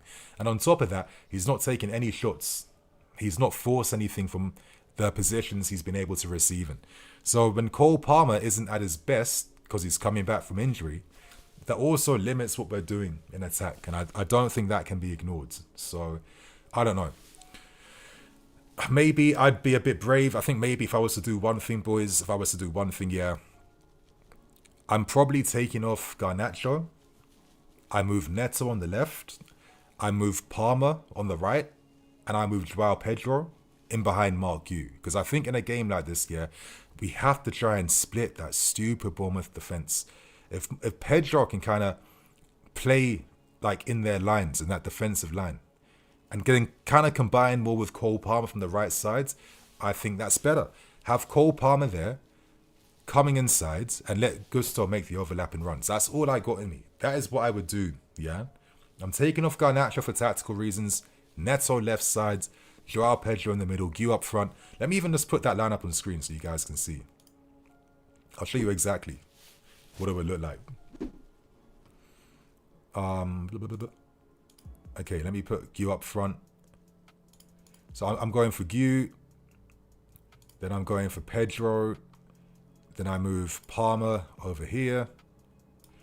And Neto, I move over there. And I take Garnacho off. This is what I'm doing, basically, in this game. Yeah, that's it. You know, you want to see maybe like a Gusto, you know, with Palmer having the ability maybe to come inside and not being like, you know, not being congested spaces. You know what I mean? Pedro, he can push up with Gu. He can also be an additional guy between the lines. I think Malo Gusto, the only thing he's good at is that overlap and run. Let him have that. Let him have that option to be there. Yeah? And I think when you move Neto to the left-hand side, I think Cucurella, because he's a very intelligent player, he can pick his moments for when he wants to provide the underlapping support and when he doesn't want to do that. You know what I mean? But that's what I'm doing right here. I probably don't know if Reece James would sit. I think maybe I'm taking a risk with Enzo Fernandez. Can he kind of orchestrate the play a little bit? Let Reece James be the enforcer that presses higher up to win the ball. Because we're going to need that. If it's going to be Palmer on the right, then he probably want to Reece James. That's what I'm probably doing on screen, boys. And I do that for the first 15 minutes before Palmer's replaced by Esteval. And then we see what happens there. But I feel like the approach now for the start of the second half has to be, can we score a flipping goal? If we get a goal, we have options off the bench like Santos to bring on. Yeah, Achimpong to bring on. Other players to bring on to kind of maintain a lead.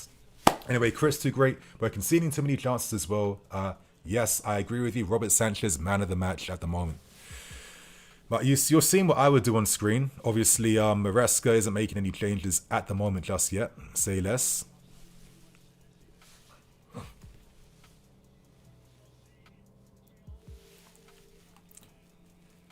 But if you guys on screen, I don't know if you agree what you're thinking, but this is what I'm doing at the moment.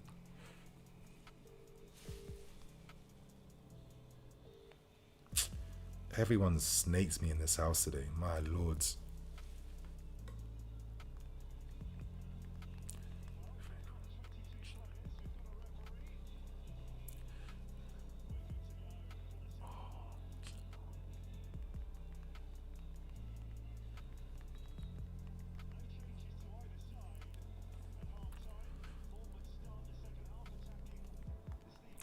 That's it, second half begins.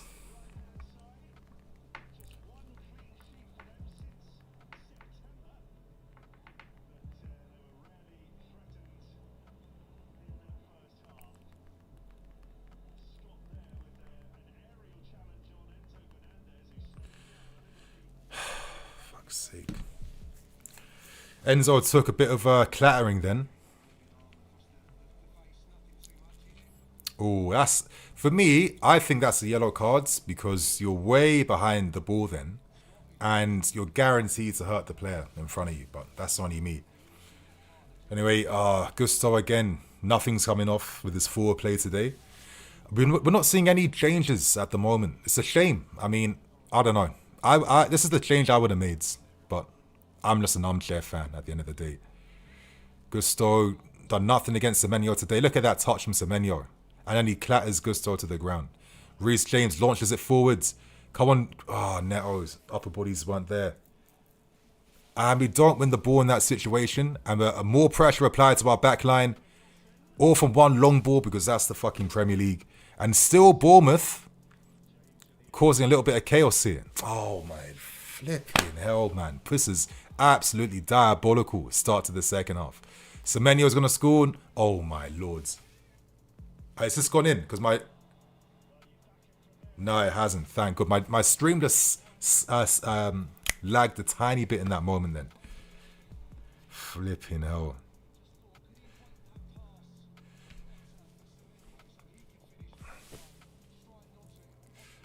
Oh, that's lucky. We got away with that because if that's on target, it's in the net. Yeah, that first time pass from Semenyo. You know what? If Tavernier was playing that pass to Semenyo scores from that angle. Bro, we actually are missing Caicedo in this game. How often do you see teams attempting shots from that area when Caicedo is playing? Realistically. No subs yet. Why do our players spend so much time on the ground crying for fouls? No subs, but some passion shouting, I hope. Anyone got a bet on to win, of course? I don't know. I'm not a betting man. We're going to lose. Wake up, Joes. Exactly. It's, yeah, kind of crazy to me. I mean, Mark, can Neto get there? He can. Neto, please, Neto. That's it. Oh, it's too late. And see what I mean? Why the fuck? This team, these guys, why is Gusto? Why was he not close to Neto for the overlap? Oh, do you see what I mean by the negative shit we do, man? How the fuck? How the hell, yeah, is some guy not backing this idiot down the right-hand side? And now the ball's gone backwards from an attacking moment. It's, it just feels like we do so much self-inflicted nonsense from being negative pricks sometimes, honestly. Like, Neto by himself. What's he going to do? First good save. First save from a shot from a winger. First save. First flipping save. Fucking hell, these guys, man.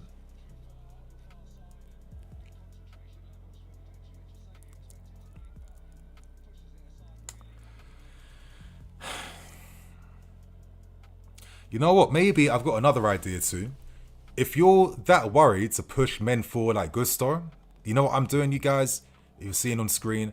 I'm taking off Enzo and I'm just playing Andre Santos. You know what I mean? If you need to have two like DM-ish type of guys, then do that. You know what I mean? It's not like Enzo's offering anything in this game today. Garnacho 1v1 by himself. He gets past his first man. Back inside again.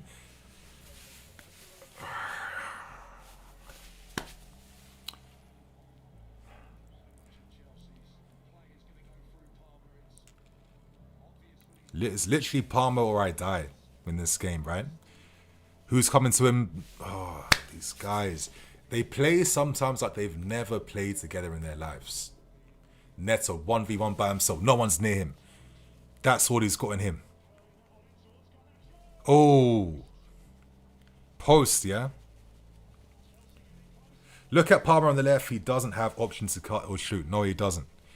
But again, it's the second time Neto's told me to shut the hell up because it's been another spectacular in-swinger and Garnacho just hits the frame of the post with that header. And that's very unlucky that we're not 1-0 up right now. I mean, what a cross. because Garnacho was on top of his fullback then. Huh? Come on, boys. Palmer on the left. Who does he find? Good weighted pass to Garnacho. Yes, Garnacho, come inside. Come inside. Oh. You know what? We forced 3 shots on target in the last 5 minutes. And we didn't do that in like 50 minutes of first half football. But like, was that the pass to Gu though, Garnacho?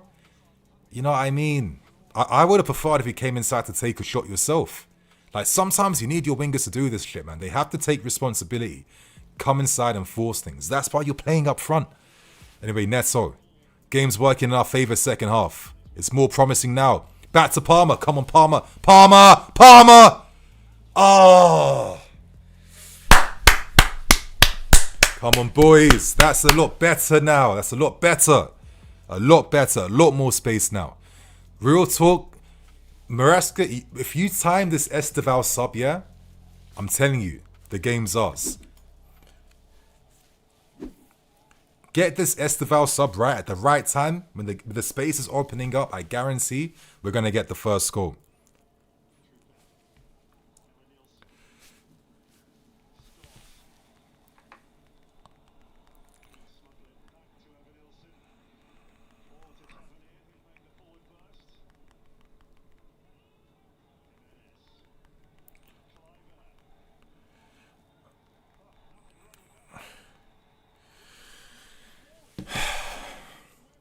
It looks like finally someone's heard my pleas, and I'll get a glass of water because my throat is killing me right now. Like, when you're talking like this with all these lights, boys, yeah. Sometimes gets a bit straining. Okay, Chalobah. Stick to him. Oh, top save, top guy Sanchez. Very good game from Sanchez so far. Reece, that's it, Reece. Carry that ball forwards. Reece, my guy. Reece, come on, my guy, please. Please.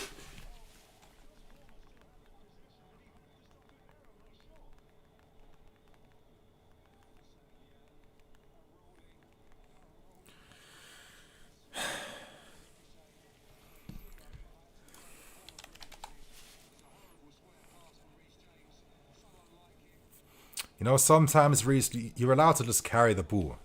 That was a moment to just kind of take us another 5, 10, 15 yards up the field before making the pass then.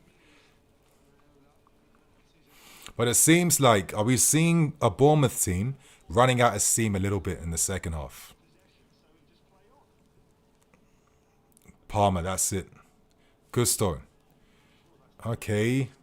All right, straight to Gu. We're playing a bit quicker now to release the attackers.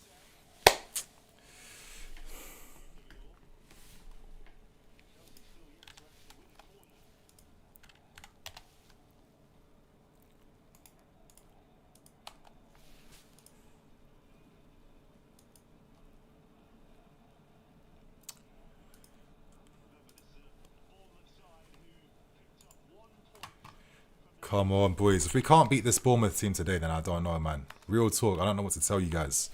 Yeah? This game is literally made for us to win today. I got to keep it real. It really is. If we can't beat this Bournemouth team that's giving you this space in the transition, then I don't know then. I really don't know. Ooh, better from Gusto against Semenyo.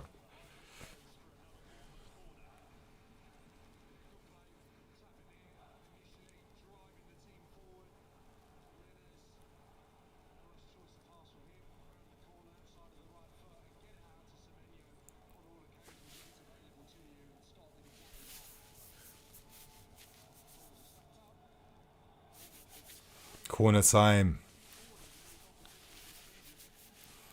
Oh, that's it. All day, Sanchez. Long throw to who? Long throw releases. Palmer. Into the feet of Enzo. Get that pass right, Enzo. Oh, this is what I mean by Enzo. Anytime you need that moment of exceptional quality that only an Enzo Fernandez can pull off, he never ever does it, man. you know, maybe it's because I still watch like Frank Lampard highlights, but he just made those moments look so effortless and so easy. And I'm just thinking, is that the best that Enzo can do from these moments? Like anything that requires like a little bit of, exceptionalism or difficulty or something. It's like never pulls it off. Never. Like if I was to ask you guys, what's like the last great pass you remember from Enzo Fernandez? Yeah, like what, I think the only moment I remember was that assist to Joao Felix all those years back against West Ham. But outside of that, I can't remember like top 5 Fernandez assists or top 5 Fernandez passes.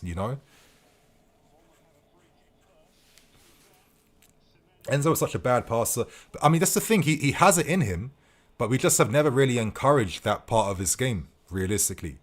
Like when he first was here in the, in 2022, 2023 season. Oh shit, Semenyo, prick. No, yes, good defending from Reece. Oh, nice spin from Garnacho. He's been bright today. That's it. Keep that run up, Garnacho. Played. Oh, the pass screwed his life, man.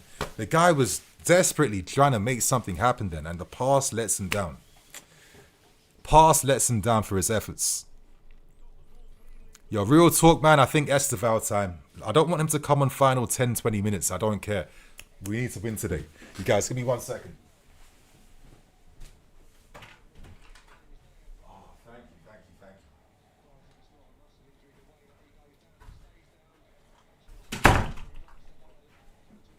Finally. Finally, I got some water.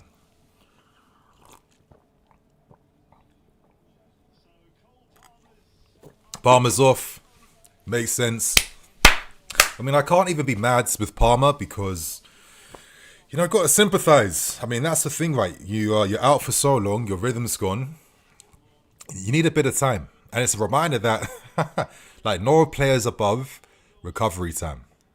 Obviously, he's not going to be happy with his performance today. But don't worry, Palmer, you'll get back there, man. You'll get back.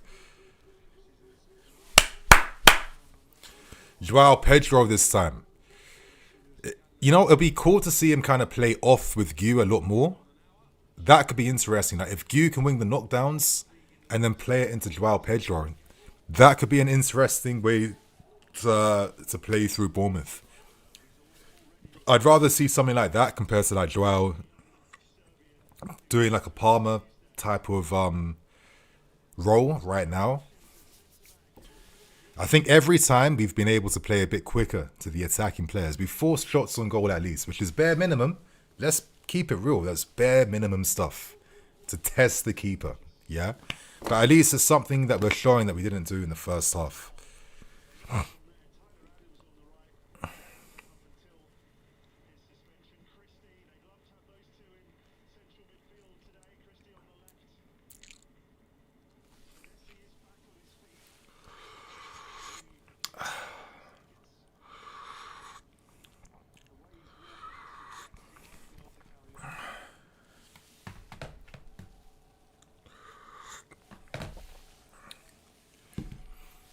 What's your thoughts, you guys, in the chat right now?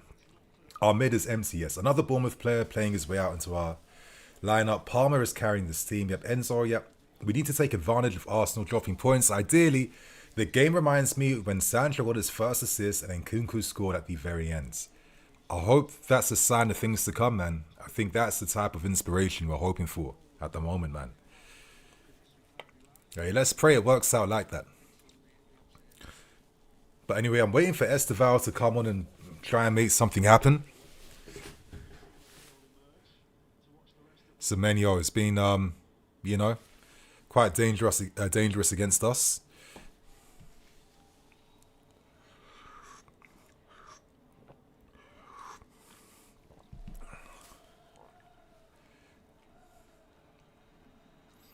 Petrovic. That's ours all day.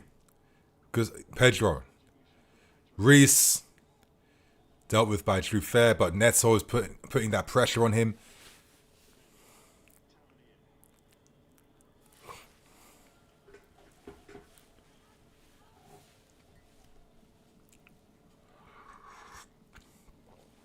That's yours. Yes, Wesley. Good. Great header from Wesley. Great header. Garnacho inside. Different option. Okay. Gu. I mean, they're all very tame efforts at the moment. Let's keep it real. Very, very tame stuff. But it's bare minimum, man.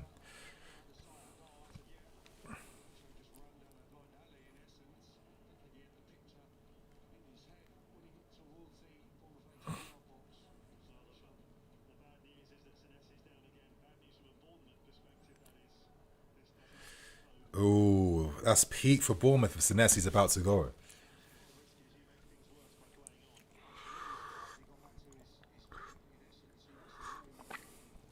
Very, very long for Bournemouth if Senesi's about to go now.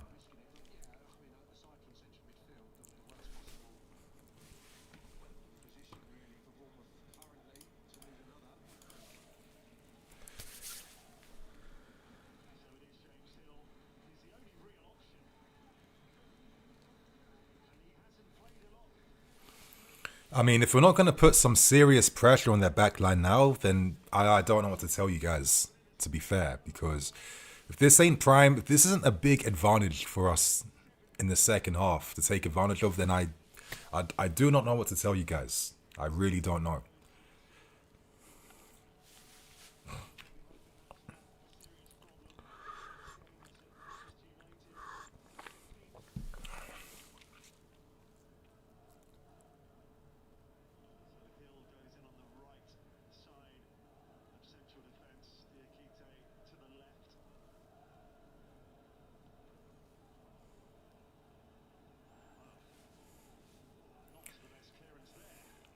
Garnacho.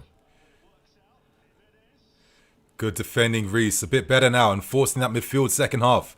Enzo. Oh, slowed it down, bro. You slowed it down.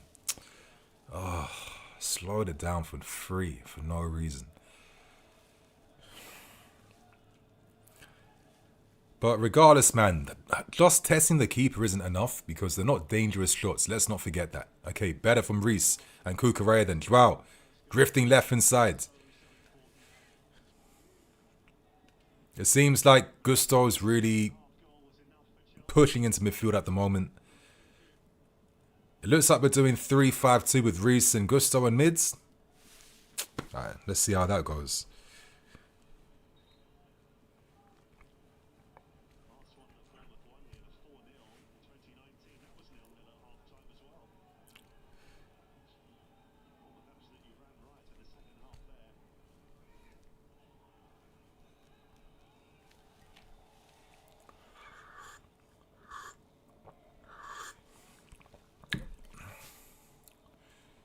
Oh, damn.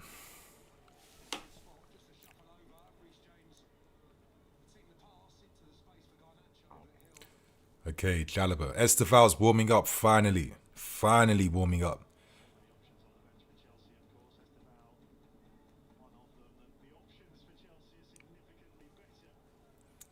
Okay, Jalaba. Inviting that pressure from Bournemouth. Cucurella. It's not been his brightest game so far. But I mean, when you're playing nearly every single game, right?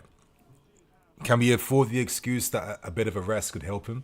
I mean, it's a shame that Hasso isn't really the guy that he can come on right now and be like a reliable competition player. I feel like Cuckoo's been a bit quiet in this game today. But I guess it's understandable when you're playing this much football that he's playing every week now. Come on, Gusto being second best against the menu at the moment. On the floor again. On the floor again. You know, like Reece James versus Semenyo. It's a shame that we don't have another mids. But that would have been like a battle I'd like to see. Reece against Semenyo. Yeah, that would have been really interesting.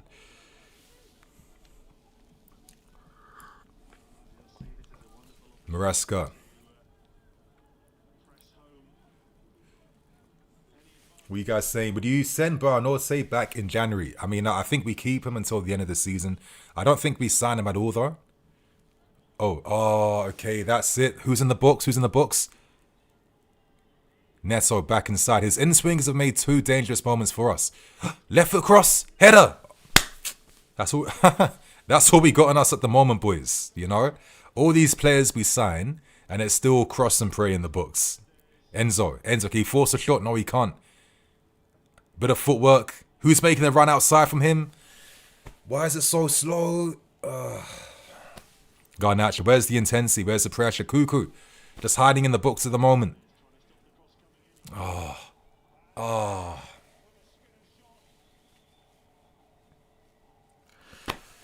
That looked like a moment then for Mark Yu.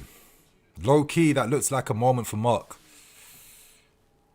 That kind of looked like a moment for Mark then. He couldn't really swivel enough then to maintain that balance.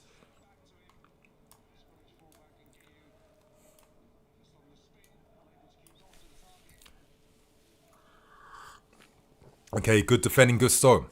Come on, Joao. Come on, Joao. Inside, outside. Shake it all about. That's it. Move the ball now. Oh, fucking hell.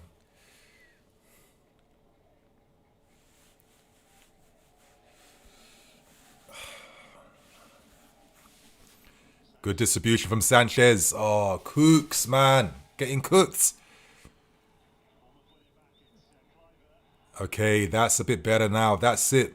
Please, let's do something. Counter-attack. Neto.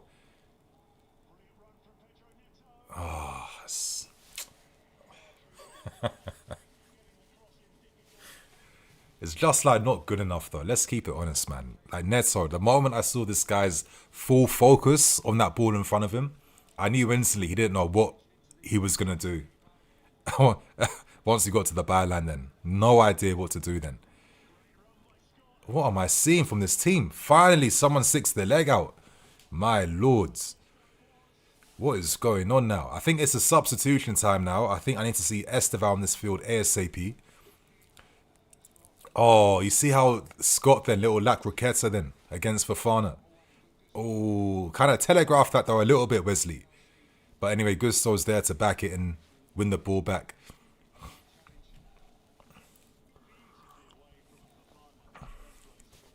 Jaquita switches it. Oh, that was a good touch then from that Jimenez guy.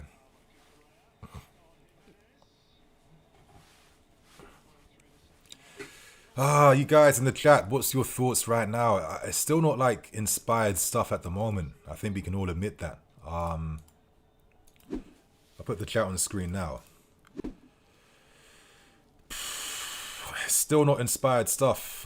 Neil written all over it. Esteval and Palmer time. I mean, I would have liked to have seen these guys share a field together. I feel like, realistically, you guys, until you really see Palmer and Esteval playing together, I mean, there are best chances in games like this, realistically. I mean, I have to be honest with you. Yeah? That's what I'm hoping for. Can a combination of Joao Pedro, Esteval, and Palmer be a difference maker for us? Come on, Joao. Good run. Oh, good run. Wins that free kick. Of course. You push them from behind. Of course, it's a foul.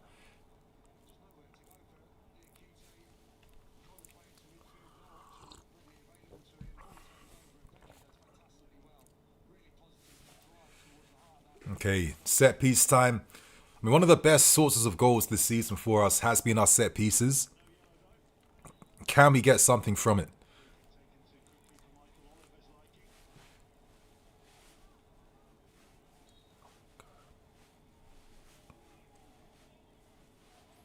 Okay, Enzo. Over the top. I was never going to find anyone. The moment he received, I knew he was going to play that pass short then, realistically.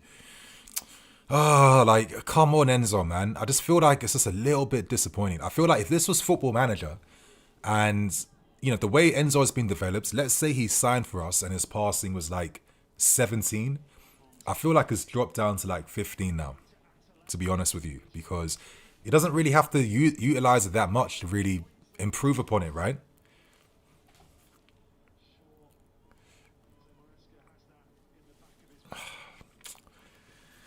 Oh, please, Maresca, Matt, give Esteval a little bit of time. Please, give Esteval more than 10 minutes, I beg. Like, you can't be thinking about Atalanta like that too serious now. I'm not going to lie, I feel a lot more confident in the Champions League. especially with the inverted stuff. I think we're set for Europe and cup games, but in the league, nah, it's a different story, man. It really is a different story.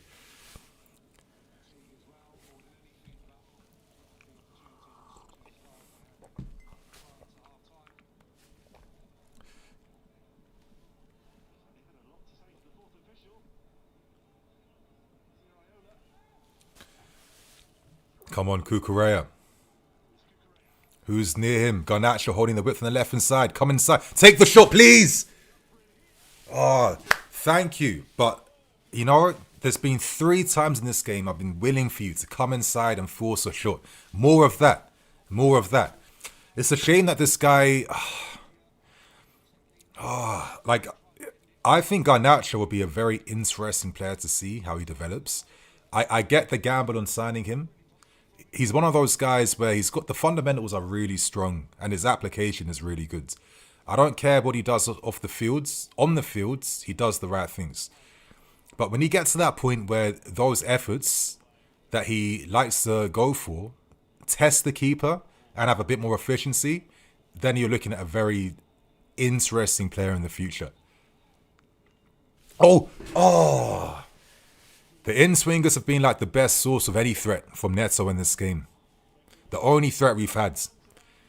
Anyway, that's it. Bournemouth now looking a bit tired. Can we step it up in this moment now? Now that they're slacking off a bit. Look, space to play through. Push up the intensity now, boys. This is it now. Smell the advantage here. Smell it. Come on, Enzo. Release the ball. Release it. Come on. Faster, faster. Guy, man. Come on, a bit quicker, man. Come on, don't play it backwards. Oh, these guys, man, that's getting on my nerves. Honestly, it's like the safe option every fucking time with these guys. Oh, yes, that's it. Oh, nice. Nice one, boys. That same bait move we do every fucking time. The bait move that does nothing, yeah? You have the advantage on the right-hand side. I'm seeing Gusto, Enzo, Neto. You play slow down the right to play it backwards. And now we've lost the ball and given an attack to Bournemouth now. This is what I mean by mentality sometimes, yeah? Bournemouth slacked off then with their pressing. And he didn't take advantage to try and play forward then. That's insane to me. Like that's the stuff that annoys me.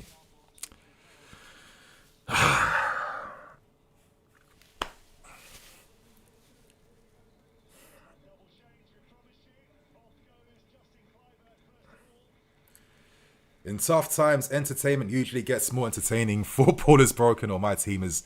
Bro, I think what you're saying is such a valid thing.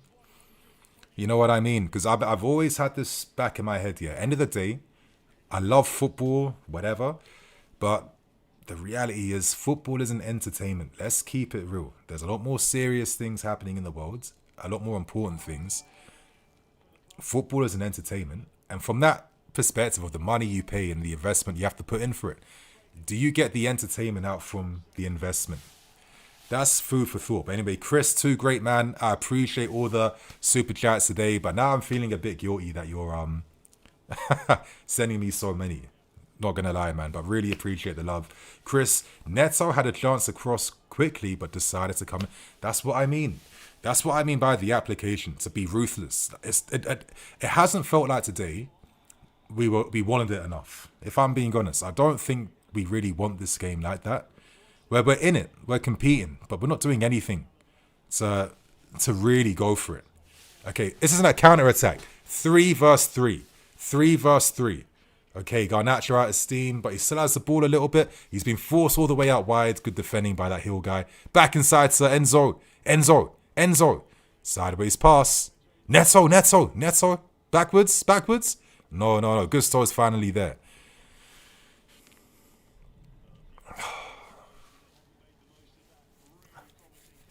Enzo.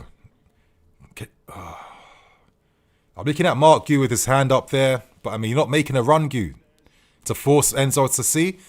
Wrong run you're making, Gu. That wasn't the right run to come back inside, bro. That wasn't the right fucking run then, Gu. You're putting your hand up, yeah, and you're making a stupid run. Enzo was looking for you, Gu, and you make that run inside.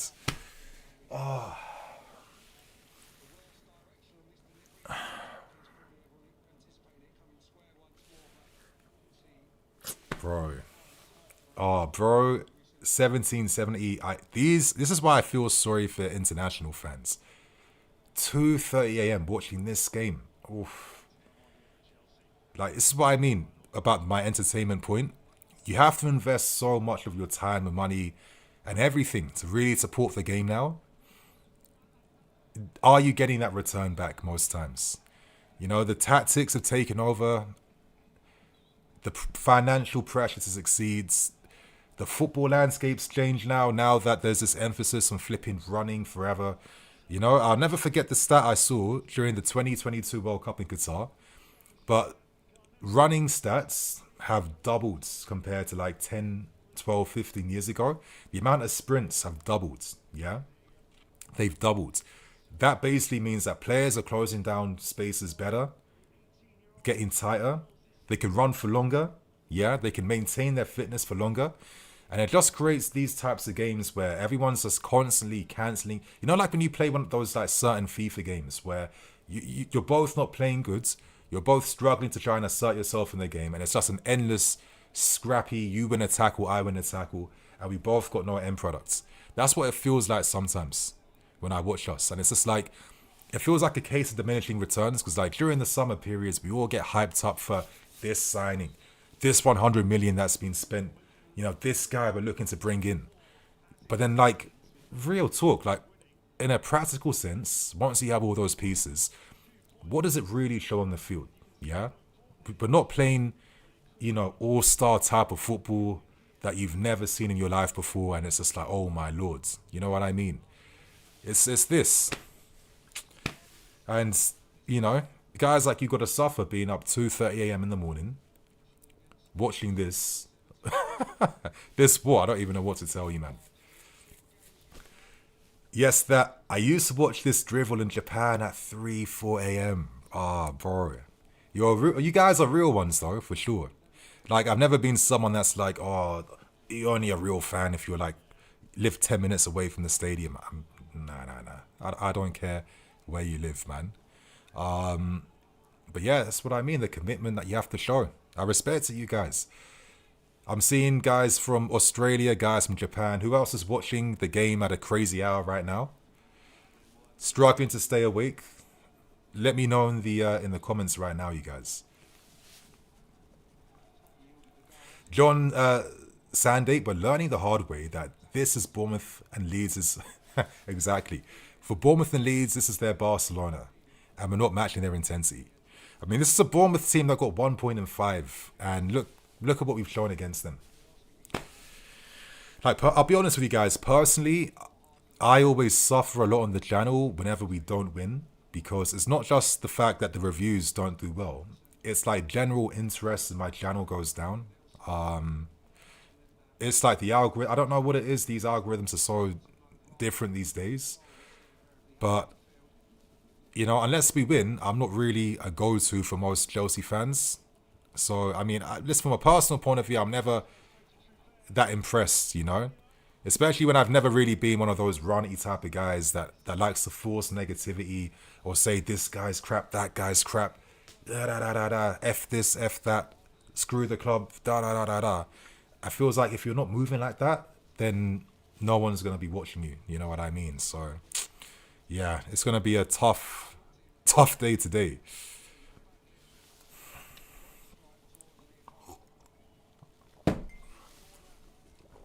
Zero corners today.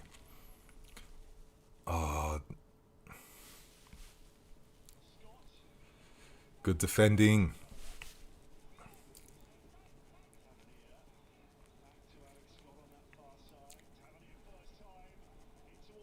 No.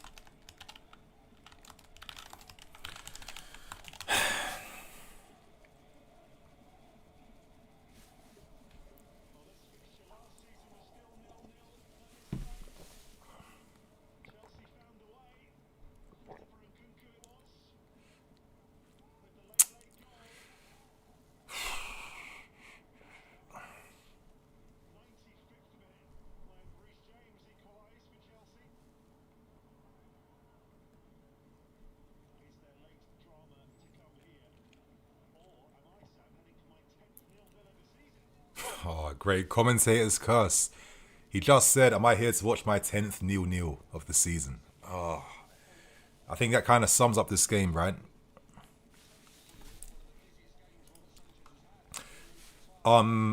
Every throw-in is just a pass to the opposing team. Yep. Negative results bring negative commentary and negative comments for sure. It's because Chelsea have too many fair weather fans, bro.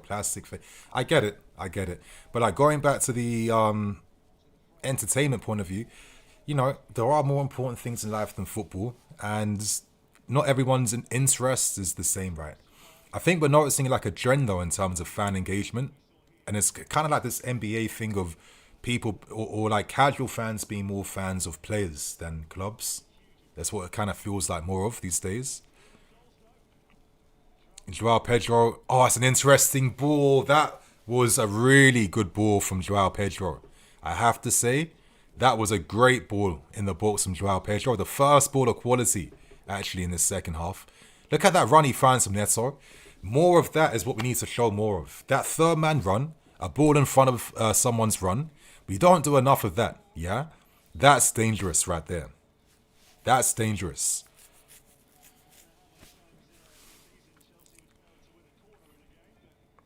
I'd love to find out Bournemouth's statistics when it comes to late goals, but I could have sworn that they are quite susceptible to that late goal being scored against them.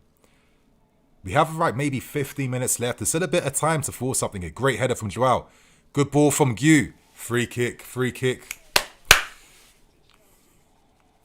Badak Brooklyn, always love your insights on players and informations. Appreciate that, bro. Thanks, man. I mean, I just appreciate the community that I have here over the years.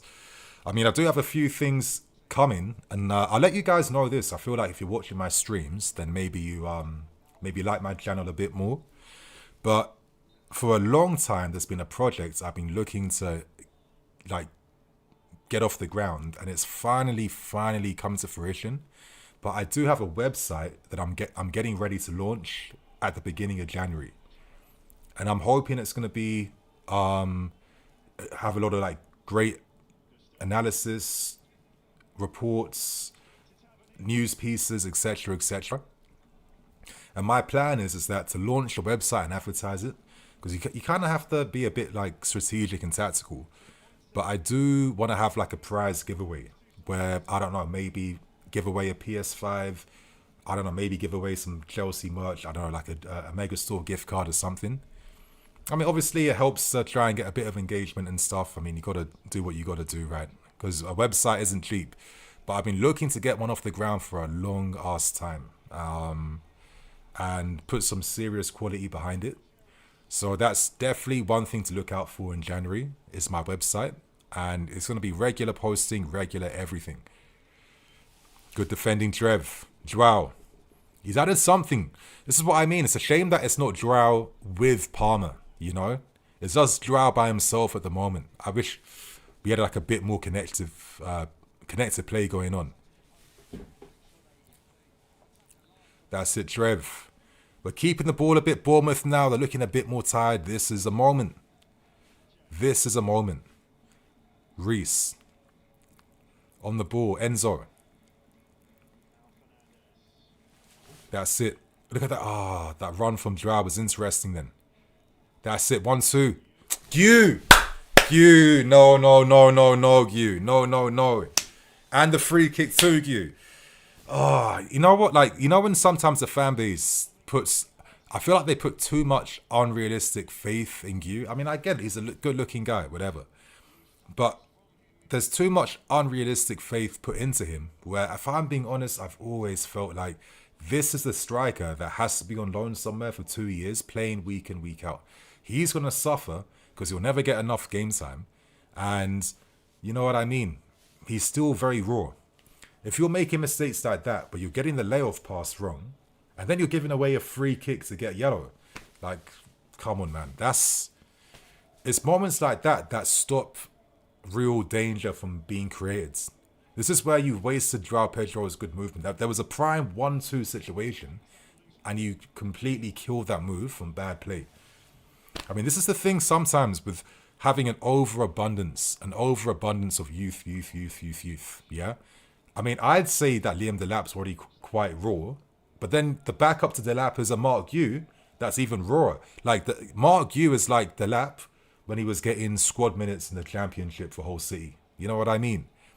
That's when Delap was playing as a right winger at times.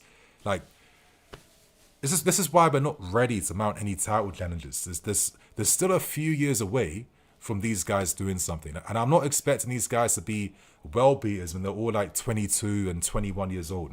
You're waiting until they're like at least 24, 25, 26. You know? Like, back in the day, like in the last January window, I was really calling out for Mateta. Can he try and put some pressure to sign him?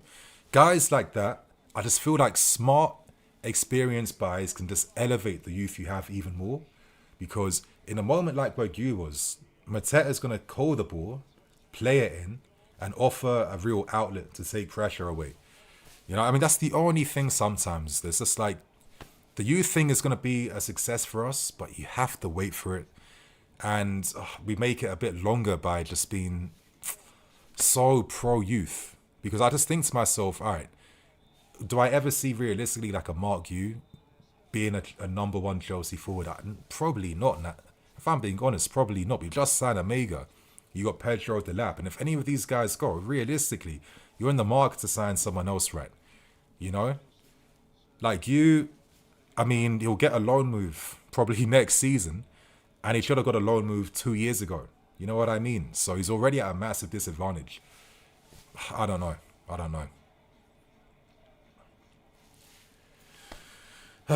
Good looking guy. Nini is better looking. What? Oh, Mark Yu. I mean, come on. Like, you know, I can say it without it being a thing. This attack is not even pathetic. It's just non-existent. Respectfully. Oh, yes, Yu. First bit of good play. Enzo driving forward.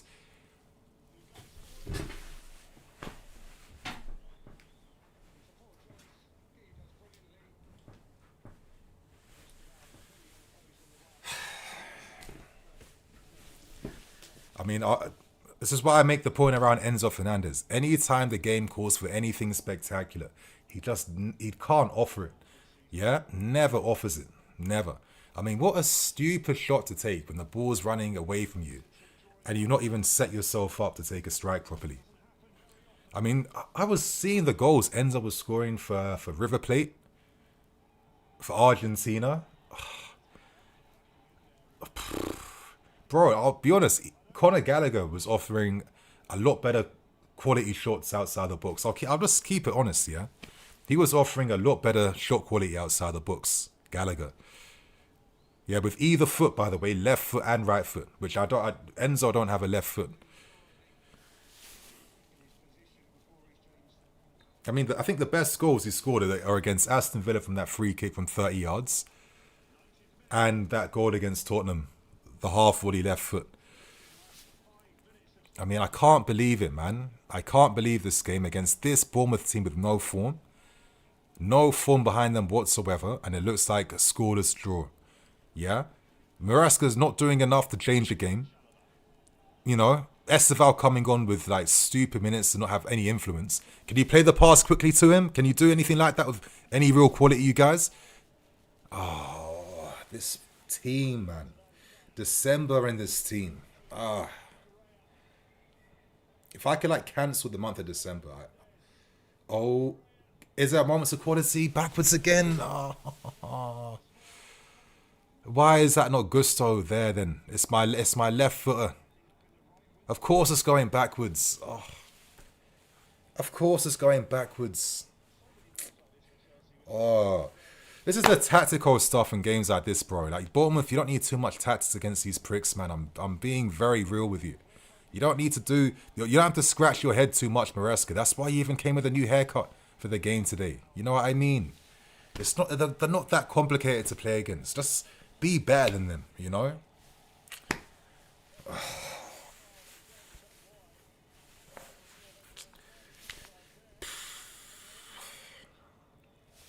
Enzo thinks he's playing against Boca Juniors. No connection, no chemistry. That's what I'm saying. Delap, bro, let's not do this Delap dialogue. I'm not having it, man. Yeah, let's have the same energy for Palmer. When you have an injury, the lap was never going to come back firing straight away. Let's not, come on, you guys. Stop being naive now. Let's not be taking frustration out that far. He was always going to need another month and a bit to get back to full peak form. Enzo isn't to be taking shots for you yet. They played so well against Barca and Arsenal. Perfect strangers out there. I think this Takatico stuff is just too complicated. It feels like, you know what it is? When we play these teams at Bournemouth, it feels like our football hurts us more than the opposition, if I'm being honest with you. It's just like I see players in dumb positions, like, okay, Gusto makes sense against Barca. But then in a game like this where he might have to be inside the box to take a shot, you're basically attacking with a man short in that moment. Because he just is incapable to do anything when it really matters, right? I don't know. I keep saying the only fucking way we're going to do anything in games like this, our last chance, our last resort opportunity, is just empowering player chemistry. Because realistically, you're only winning this when Palmer's back to full speeds and if he's got a connection with Esteval and Cole Palmer. But if you're going to be swapping and changing all the time and, you know, these guys are swapping, like they're playing ahead of each other and not playing together, I don't see what hope we have in games like this, if I'm being honest with you. Because it's not enough. Listen. Oh, final ball again. Useless.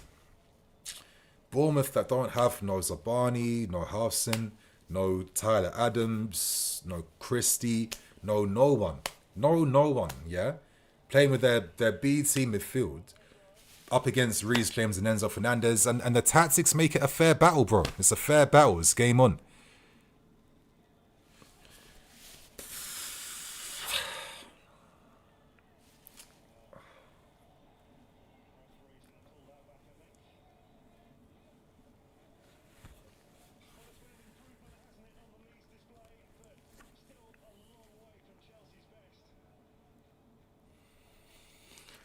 At least Jackson scored goals. Bro, let's not forget his last goal was like against Brentford how long ago. He was also suffering out there. But my thing is, if you had Jackson and no Gu, you'd probably be a bit better for it now. Oh, of course we can't force. Fuck all, man. No late game end pressure. No like shots that test nothing. No nothing, man. No nothing at all. Esteval, can he... See what I mean, bro? No... Oh. Fucking team, man.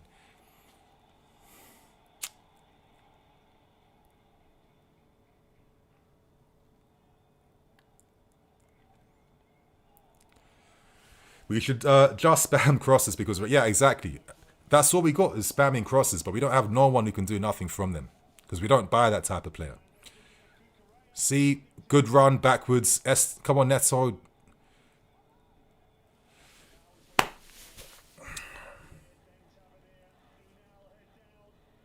Easy, deal with that, Chalobah, easy, light work.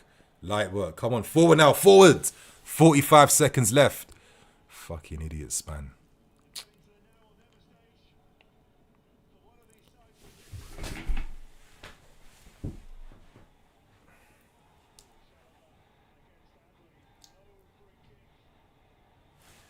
Enzo, man. Enemy today.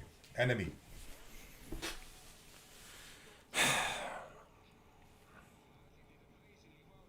Yeah, you're right. Saw this. You're right.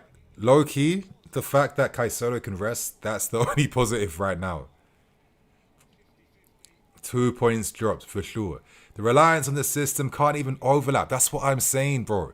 It just feels like the system just hurts us in these games. It's, you know, all this Takatico stuff for what, man? Oh, fuck me. Yeah, I need to see Soraya really seriously grill Maresca when she next has that press duties with him. So ask some serious questions now, because this is getting a bit stupid, I gotta say. Yeah? All these dumb ideas don't do fuck all in these games. Let's keep it real. They don't do anything. Yeah? You're limiting the team with all this overcomplication and nonsense. You know what I mean? Inverted what to do what against who? Against Bournemouth. Come on, man. Like, I know that you're making a good wage, but you don't have to force it, man. You know? 8 points away from Arsenal. 2 points dropped. Very poor. Again, got clowned by Areola tactically. Bro, it's... yeah, Catfish FC. Yo, that might be the title for the review. Real talk, that might be the title. Catfish FC strike again.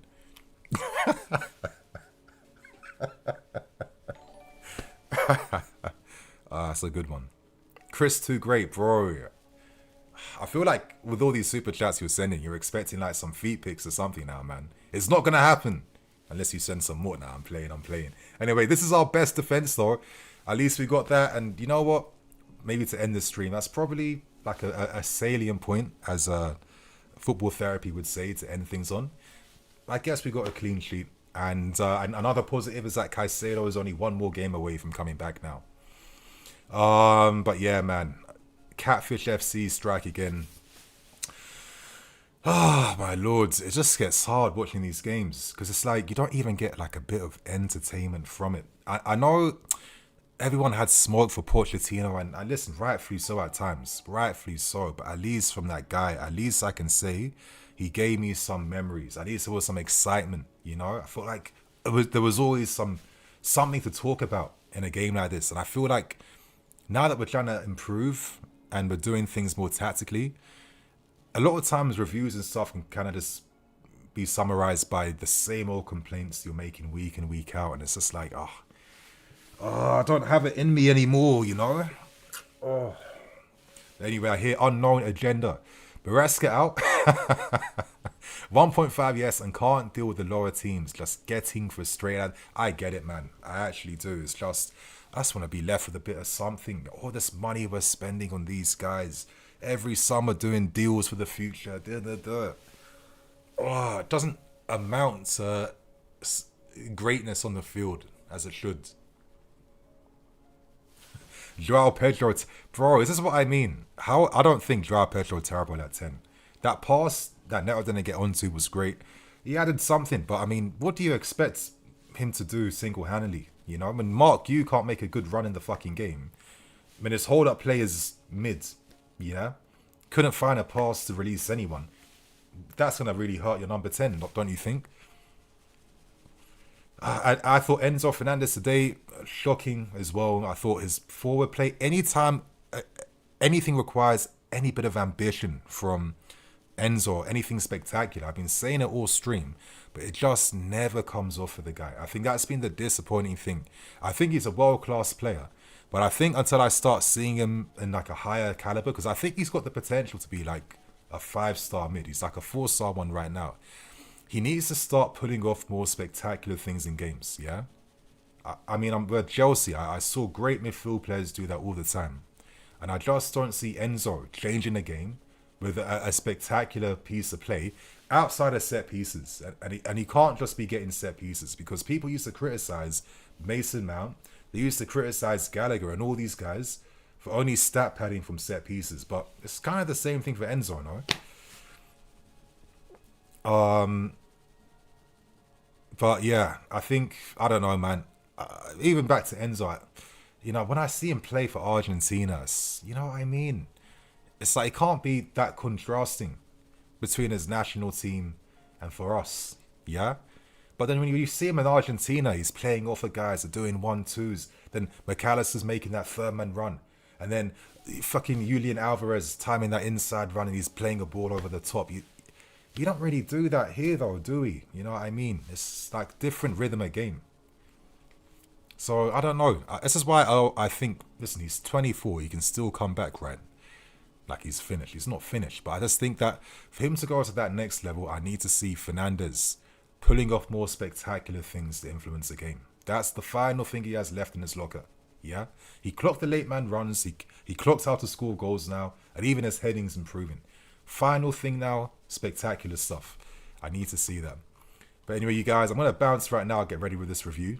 So yeah, I'll see you guys hopefully, and if I don't see you, I can completely understand it after what we had to witness from our team today. So love to everyone for the super chats, the support, staying on stream with me. And I was actually going to say, you guys, I'm even considering doing maybe like another late night Q&A stream today, if you guys are down for that.